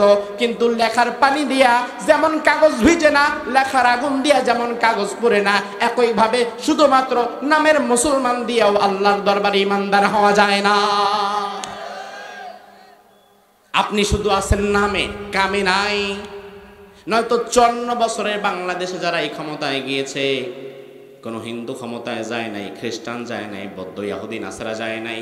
54 বছরে যে যেই দলই করুক না কেন, আওয়ামী লীগ হোক, বিএনপি হোক আর জাতীয় পার্টি হোক, যারা ক্ষমতায় গিয়েছে সবাই তো ছিল মুসলমান। তাইলে মুসলমানের দেশে এত মুসলমান 54 বছর ক্ষমতায় থাকার পরেও আল্লাহর কোরআন কেন সংবিধান হলো না? সংবিধান না হওয়াই প্রমাণ করে যারা ক্ষমতায় যায় তারা আসলে নিজেদেরকে মুসলমান দাবি করে, কিন্তু বস্তুত আল্লাহর দরবারে তারা মুসলমান নয়। আল্লাহর দরবারে যদি তুমি মুসলমান হতে চাও, ইসলামের কিছু মানবার কিছু ছেড়ে দিবে, এটার নাম ইসলাম নয়। বরং আল্লাহ বলেন এটা হচ্ছে মুনাফিকদের লক্ষণ, কাফেরদের লক্ষণ। ইয়াকুলুনা নুমিনু বিবাউদিন ওয়া নাকফুরু বিবাউদ, নামের মুসলমান যারা, তারা বলে আমরা কিছু মানলাম, ওয়া নাকফুরু বিবাউদ, আর কিছু ছাড়লাম। সব আমরা ছাড়ি না। যেমন আমরা মাহফিল করি, আমরা মসজিদে কোরআন খতম দেই, আমরা মাদ্রাসায় কোরআন খতম দেই, আমরা মসজিদ চালাই কোরআন দিয়া, মাহফিল করি কোরআন দিয়া, মাদ্রাসা পরিচালনা করি কোরআন দিয়া। কিন্তু আমার ভাইয়েরা, যে কোরআন আমার মসজিদ চালাতে পারে, যে কোরআন আমার মাদ্রাসা চালাতে পারে, একইভাবে ওই কোরআন কিন্তু আমার সমাজ এবং আমার রাষ্ট্রটাও চালাতে পারে। এটা দেখিয়ে গিয়েছে রাসূলুল্লাহ মদিনার 10 বছর, সাহাবায়ে কেরাম দেখিয়েছে 30 বছর। এই যে 30-40 বছর অর্ধ দুনিয়া মুসলমান পরিচালিত করেছে নিজের মন মতো না আল্লাহর কোরআন মতো? আরো আসতে কোন লজ্জা লাগে নাকি আপনাদের কথা বলতে? তাইলে আল্লাহর হাবিব এবং সাহাবায়ে কেরাম যে 30-40 বছর অর্ধেকটা দুনিয়া পরিচালিত করেছে মন মতো না আল্লাহর কোরআন মতো, ওই কোরআন কি আমাদের সমাজে এখন আছে না নাই? তাইলে আপনি করেন না কেন? আপনি কিছু মানলেন আর কিছু ছাড়লেন। আমার আল্লাহ বলেন উলাইকা হুমুল কাফিরুনা হাক্কা, ইসলামের কিছু যারা মানবে আর কিছু ছেড়ে দিবে তারাই তো কাফের। আপনাকে পরিপূর্ণটা মেনে ইমানদার হওয়া লাগবে। আল্লাহ রাব্বুল আলামিন ওই ইমানদারের ডাকের জন্য কিয়ামত দিবে না যে ইমানদার ইসলামের সবটাকে মানে, মানার মানসিকতা রাখে। বাংলাদেশে সব কিছু ইসলাম দিয়ে পরিচালিত করার ক্ষমতা এখন আমারও নাই। তার মানে আমি কিন্তু কাফের না, কারণ আমি চাই বাংলাদেশটা যেন সম্পূর্ণ আল্লাহর কোরআন দিয়ে পরিচালিত হয়। আমি পারি না কারণ আমি ক্ষমতায় নাই। একইভাবে আপনার দায়িত্ব হচ্ছে বাংলাদেশে কোরআন প্রতিষ্ঠা হয়েছে, ইসলাম দিয়ে সমাজ চলবে, এটা যদি আপনি কার্যত কায়েম করতে নাও পারেন, অন্তত মন থেকে এই বিষয়ে আপনাকে সাপোর্ট করতে হবে, অন্যথায় আপনি ইমানদার নয়। কারণ যে কায়েমও করে না আবার মন সমর্থনও দেয় না, ও তো মুমিনই না, ও তো বিশ্বাসই করলো না।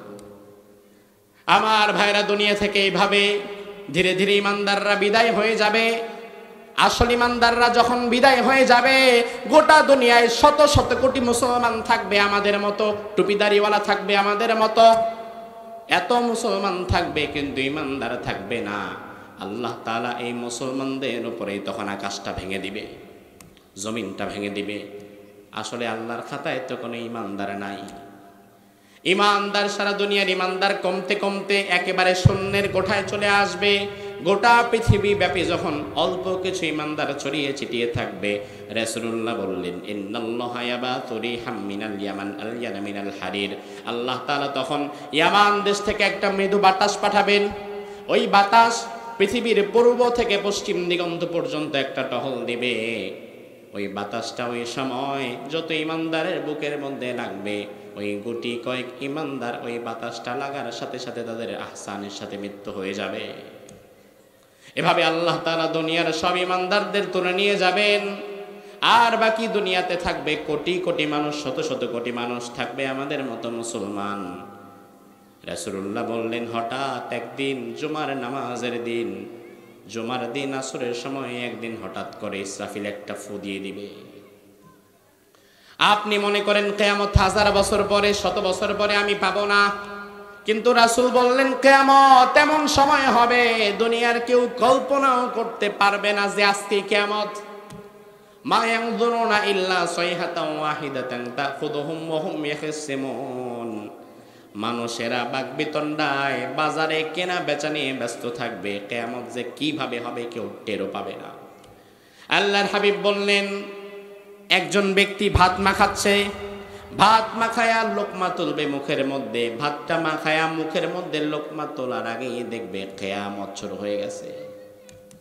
একজন ব্যক্তি বাজারে সদাই পাতি কেনার পরে পকেটের মধ্যে হাত ঢোকাবে টাকা বের করার জন্য, পকেটে হাত ঢুকায়া টাকা বের করার আগেই দেখবে কিয়ামত হয়ে গেছে।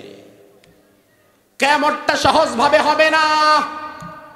আল্লাহর হাবিব বললেন, কিয়ামতের জন্য যে ফেরেশতাকে আল্লাহ দায়িত্ব দিয়েছেন তার নাম হচ্ছে ইসরাফিল। তার নাম কি? ইসরাফিল কিয়ামতের জন্য সিংহায় মোট 3টা ফু দিবে। কয়টা ফু? কয়টা? 3টা ফু দিবে। 1 নাম্বার নাফখাতুল ফাজা, বিভৎসতার ফুৎকার। 2 নাম্বার নাফখাতুস সাক, মৃত্যুর ফুৎকার। 3 নাম্বার নাফখাতুল কিয়ামাহ, কিয়ামতের ফুৎকার। ইসরাফিল 1 নম্বরে নাফখাতুল ফাজা, বিভৎসতার ফুৎকার। আল্লাহ রাব্বুল আলামিন ইসরাফিলকে বলবেন, ইসরাফিল তোমার মুখে যে সিংহা দেয়া আছে, এবার তুমি তোমার সিংহার মধ্যে একটা ফু দিয়ে দাও। বিরাট সিংহাটা নিয়ে ইসরাফিল যখন একটা জোরে আওয়াজ করবে, দুনিয়ার অবস্থা কেমন হবে সেটা আমার আল্লাহ কোরআনের মধ্যে তুলে দিয়েছেন। আমার আল্লাহ কোরআনের মধ্যে বললেন, ইদা জুলজিলাতিল আরদু জিলজালাহা ওয়া আখরাজাতিল আরদু আসকালাহা ইনসানু মা লাহা। ইসরাফিলের প্রথম ফু দেওয়ার পরে জমিনটা এত প্রচন্ড ভাবে ঝাঁকুনি দেবে, জমিনের ঝাঁকুনি কাঁপুনির চোটে জমিনটা, এই যে আজকে সুন্দর জমিন, ওই বাঁশির ফু দেওয়ার পরে এই জমিনটা আর এভাবে থাকবে না, জমিনটা টাস করে মধ্যখান থেকে ফেটে যাবে। এখান দিয়ে ফেটে গেছে, এখান দিয়ে ফেটে গেছে, এখান দিয়ে ফেটে গেছে, এবং আপনি হঠাৎ করে দেখতে থাকবেন। আমার আল্লাহ বললেন, ওয়া আখরাজাতিল আরদু আসকালাহা, জমিন ফেটে জমিনের নিচ থেকে আগুন বেরোবে, স্বর্ণের দলা বেরোবে, গ্যাস বেরোবে, হীরা বেরোবে, অর্থাৎ জমিনের নিচে যত খনিজ সম্পদগুলো ছিল সব সেদিন বেরিয়ে যাবে। ওয়াকালাল ইনসানু মা লাহা, মানুষেরা পাগলের মতো একে অপরকে ডেকে বলবে, ভাই ভাই এগুলা কি হচ্ছে? আমার আল্লাহ বললেন, ওই দিনটা এমন হবে, প্রথম ফু দেওয়ার পরে ইয়াউমা তারাউনাহা তাযহালু কুল্লু মুরদিয়া আম্মা আরদাত ওয়া তাদাউ কুল্লু যাতি হামলিন হামলাহা ওয়া তারান নাসা সুকারা ওয়া মা হুম বিসুকারা ওয়ালাকিন্না আযাবাল্লাহি শাদীদ। প্রথম ফু দেওয়ার পরে যে মায়ের পেটে 6 মাস 8 মাস 9 মাসের বাচ্চা এখনো ডেলিভারি হয় নাই, দুনিয়াটা এত প্রচন্ড ভাবে এত ভয়াবহ ভাবে ঝাঁকুনি দিবে, ওই ঝাঁকুনির চোটে ওই মায়ের পেটটা ফেটে বাচ্চা মাটিতে পড়ে যাবে, ডেলিভারি হওয়া লাগবে না। স্তন্যদাত্রী মা, ওই মা তার বাচ্চাটাকে ফেলে দৌড় দিবে আরেক দিকে, মানুষেরা পাগলের মতো মাতালের মতো দৌড়াতে থাকবে। আমার আল্লাহ নিকাতের মধ্যে বললেন, ফাকাইফা তাত্তাকুনা ইন কাফারতুম ইয়াওমান ইয়াজআলুল উইলদানা শাইবা। ওই দিনকে অস্বীকার করে কেমনে তোমরা মুত্তাকি হবা, যেই দিন ইসরাফিলের প্রথম সিংহায় ফু দেওয়ার পরে ভয়ে আতঙ্কে ছোট ছোট বাচ্চার চুলগুলো পেকে তারা 80 বছরের বুড়া হয়ে যাবে। ছোট বাচ্চার মাথার চুল এক ফুয়ে পেকে যাবে, ভয়ে সবাই থরথর করে কাঁপবে আর দৌড়াবে, একে অপরকে বলবে হায় হায় আমাদের কি হলো, আমাদের বাঁচাবে কে? এরপরে আল্লাহ বলবেন ইসরাফিল বাস এবার 2 নাম্বার ফু দিয়ে দাও। 2 নাম্বার ফুটা হবে মৃত্যুর ফুৎকার। এবার ইসরাফিল সিংহাটা নিয়ে 2 নাম্বার ফু দিচ্ছে। আল্লাহ রাব্বুল আলামিন কোরআনের মধ্যে সেটা তুলে দিলেন, ওয়া নুফিখা ফিস সূরি ফাসাইকা মান ফিস সামাওয়াতি ওয়া মান ফিল আরদি ইল্লা মান শাআল্লাহ। দ্বিতীয় ফুৎকার যখন দিবে সব শেষ, একাকার মেসাকার হয়ে যাবে।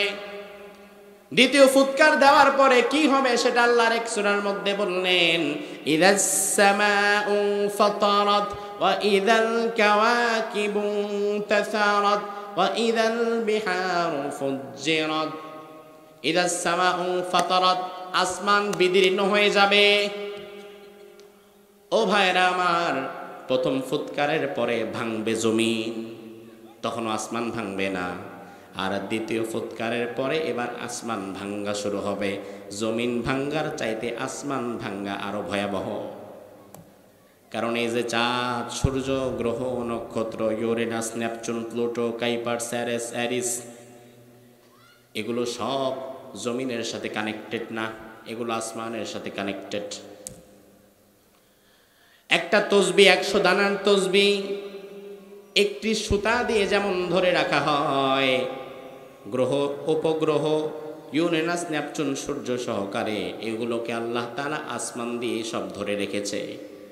আসমানটা যেদিন ভেঙে যাবে সেদিন সব একাকার করে টাস টাস করে মাটির নিচে পড়বে, মাটির দিকে পড়বে। তখনও কিন্তু আমরা মরি নাই, আসমানটা ভাঙছে, এবার পড়তেছে, এবার আর বাঁচা নাই। আপনি পাগল হয়ে যাবেন সেদিন। প্রথমে আপনি দেখলেন জমিন ভেঙে গেছে, এরপরে যখন দেখলেন আসমান ফেটে গেছে, আমার আল্লাহ বললেন ওয়া ইদাল কাওয়াকিবু তাতারাত, আসমানের গ্রহ নক্ষত্রগুলো নিচের দিকে একটা একটা করে পড়তে থাকবে। ও ভাই আমার, একটু হিসাবটা মিলান। দুনিয়া ধ্বংসের জন্য সব নক্ষত্রগুলোর মাটির মধ্যে পড়া দরকার নাই, শুধু সূর্য নামক নক্ষত্রটা যখন পড়বে তার জায়গায় তো পৃথিবীতে নাই। কারণ আমাদের পৃথিবীর চাইতে আয়তনের দিক থেকে সূর্যের আয়তন ছোট না বড়? জানেন কয় লক্ষ গুণ বড়? 13 লক্ষ গুণ বড়। ও ভাই আমার, একটু বিবেক দিয়ে ভাবেন, 13 লক্ষ গুণ বড় একটা জিনিস 13 লক্ষ গুণ ছোট একটা জিনিসের ওপরে আছড়ে পড়তেছে। আয়তনের দিক থেকে সূর্য তো এত বড়, এর উপরে ওই সূর্যের তাপমাত্রা যেটা সহ্য করার মতো না। এই ভয়াবহ সূর্য যখন আমাদের উপরে পড়বে তখন সব আমরা একাকার মেসাকার হয়ে যাব। শুধু সূর্যটা পড়বে এমন নয়, বিজ্ঞান বলেছে আসমানের মধ্যে সূর্যের চাইতে কোটি গুণ বড় নক্ষত্রের সংখ্যা আরো কোটি কোটি, সব পড়বে। বাঁচতে পারবো না আমরা, বিভৎসতার মধ্য দিয়ে মরে যাব। তবে আমার আল্লাহ বললেন ওই দিনও আল্লাহ যাদেরকে চান তাদের বাঁচায় রাখবে। তাফসীরের মধ্যে এসেছে দ্বিতীয় ফুৎকারের পরেও আল্লাহ 12 জনকে বাঁচায় রাখবে। কয়জন? কয়জন? এই 12 জন কারা তাফসীরের মধ্যে এসেছে, তারা হচ্ছে আরশ বহনকারী 8 জন ফেরেশতা আর আল্লাহর বড় বড় 4 জন ফেরেশতা। এই 12 জন। এবার আল্লাহ মালাকুল মউত রে বলবে আরশ বহনকারী 8 জন ফেরেশতাকে জান নিয়ে নাও। আরশ বহনকারী 8 জন ফেরেশতার জান নিয়ে নেওয়া হবে। এবার আল্লাহ বলবে যাও ইসরাফিলের জানটা নিয়ে নাও। ইসরাফিলের জান নেওয়া হবে। যাও মিকাইলের জান নিয়ে নাও। মিকাইলেরটা নেওয়া হবে। যাও জিবরিলের জানটাও নিয়ে নাও। জিবরিলের জান নেওয়া হয়ে যাবে। এবার আল্লাহ বলবেন মালাকুল মউত এখন আর কে বাকি আছে? মালাকুল মউত বলবে আল্লাহ বাকি আছেন আপনি, আপনার তো কোনো মৃত্যু নাই, আর আমি আছি। আল্লাহ বলবে মালাকুল মউত আমার মৃত্যু নাই, কিন্তু তোমার তো আছে, তুমি মরে যাও। মালাকুল মউত সেদিন মৃত্যুর জন্য প্রথম চেষ্টা করবে, নিজের আঙ্গুলগুলো কলিজার মধ্যে ঢুকায় দিবে, কলিজা টেনে বের করতে চাইবে, কিন্তু মৃত্যু হবে না। জিহ্বাটা টান দিয়ে লম্বা করে ফেলবে। মৃত্যুর যন্ত্রণায় মালাকুল মউত সেদিন ছটফট করতে থাকবে, কিন্তু মৃত্যু হবে না। মালাকুল মউত সেদিন আল্লাহরে বলবে আল্লাহ মৃত্যুর যন্ত্রণা যে এত বেশি এত বেশি, যদি কোনোদিন আমি জানতাম এত ভয়াবহ দায়িত্ব আমি নিতাম না। আল্লাহ বলবে মুথিয়া মালাকুল মউত, ও মালাকুল মউত তুই মরে যা। আল্লাহরে অর্ডার দেওয়ার পরে মালাকুল মউতের জান বের হয়ে যাবে। এবার আমার ভাইয়েরা জবাব দেন, আকাশে জমিনে ভেতরে বাহিরে আর কেউ জীবিত আছে নাকি? কথা হয় না, কিন্তু আছেন একজন, তিনি কে? জোরে বলেন তিনি কে? আমার আল্লাহ বললেন কুল্লু মান আলাইহা ফান ওয়া ইয়াবকা ওয়াজহু রাব্বিকা যুল জালালি ওয়াল ইকরাম ফাবিআই আলাই রাব্বিকুমা তুকাযযিবান।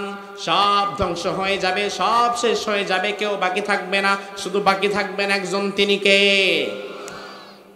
তাফসীরে জালালাইন প্রণেতা বলেন বাইনান নাফখাতাইনি 40 সানা, 2 ফুৎকারের মাঝে এবার আল্লাহ 40 বছরের একটা গ্যাপ রাখবে।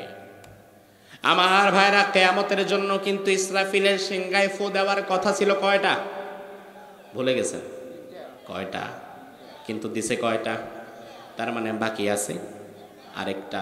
এবার 3 নাম্বার ফু আর 2 নাম্বার ফু এর মধ্যে আল্লাহ 40 বছর একা থাকবে। এই 40 বছর আর কোথাও কেউ নাই। এবার 40 বছর পর আমার আল্লাহ আবার সবার আগে ইসরাফিলকে দাঁড় করাবেন, জীবিত করবেন। জীবিত করে এবার আল্লাহ বলবেন ইসরাফিল এবার তুমি তোমার সিংহাটা ধরে 3 নাম্বার ফু দিয়ে আসল খেলা শুরু করে দাও। এবার ইসরাফিল 3 নাম্বার ফু যখন দিবে, সুম্মা নুফিখা ফীহি উখরা ফাইদা হুম কিয়ামুন ইয়ানজুরুন। পৃথিবীর শুরু থেকে শেষ পর্যন্ত যত মাখলুকাত মারা গিয়েছিল, যত মানুষ যত জিন মরে গিয়েছিল, সব আবার জীবিত হয়ে একত্রিত হয়ে আল্লাহর দরবারে দাঁড়িয়ে যাবে। যে জায়গার মধ্যে দাঁড়িয়ে যাবে সমবেত হবে, ওটাই কিয়ামতের ময়দান। কিয়ামত মানে হচ্ছে দাঁড়িয়ে যাওয়া। 3 নাম্বার ফুর পরে সব মৃতরা আবার দাঁড়িয়ে আল্লাহর দরবারে দাঁড়িয়ে যাবে, আমল নামার হিসাব শুরু হয়ে যাবে। আমার ভাইরা কিয়ামতটা খুব ভয়াবহ হবে। কবে হবে, কখন হবে, কার উপরে হবে সেটা আমরা জানি না, কিন্তু কিয়ামত যাদের উপরে হবে তারা কিন্তু রহমত প্রাপ্ত না, তারা লানত প্রাপ্ত হবে। এই জন্য আমরা চাই অন্তত আমাদের উপরও যেন কিয়ামত না পড়ে। এই জন্য যেই বিষয়গুলো ঘটলে সমাজে কিয়ামতে গিয়ে আসে, ওই বিষয়গুলো থেকে আমাদের নিজেদেরকে বাঁচিয়ে রাখার দরকার আছে না নাই? কিয়ামতের কঠিন ময়দানে আমরা যেন আল্লাহর দরবারে রহমত নিয়ে দাঁড়াতে পারি, এজন্য দুনিয়াতে ইসলামী অনুশাসন অনুসরণ করে কোরআন এবং সুন্নাহ আঁকড়ে ধরে আমাদের বেঁচে থাকার দরকার আছে না নাই? আল্লাহ সুবহানাহু ওয়া তাআলা আমাদেরকে ক্ষমা করে দিক, আমাদের আমলগুলো আল্লাহ তাআলা কবুল করুক, আল্লাহ তাআলা আমাদেরকে রহমতপ্রাপ্ত বান্দাদের কাতারে শামিল করুক। আমরা বলি আমিন। হাযা মা ইনদি ওয়াল ইলমু ইনদাল্লাহ আলাইহি তাওয়াক্কালতু ওয়া ইলাইহি উনীব।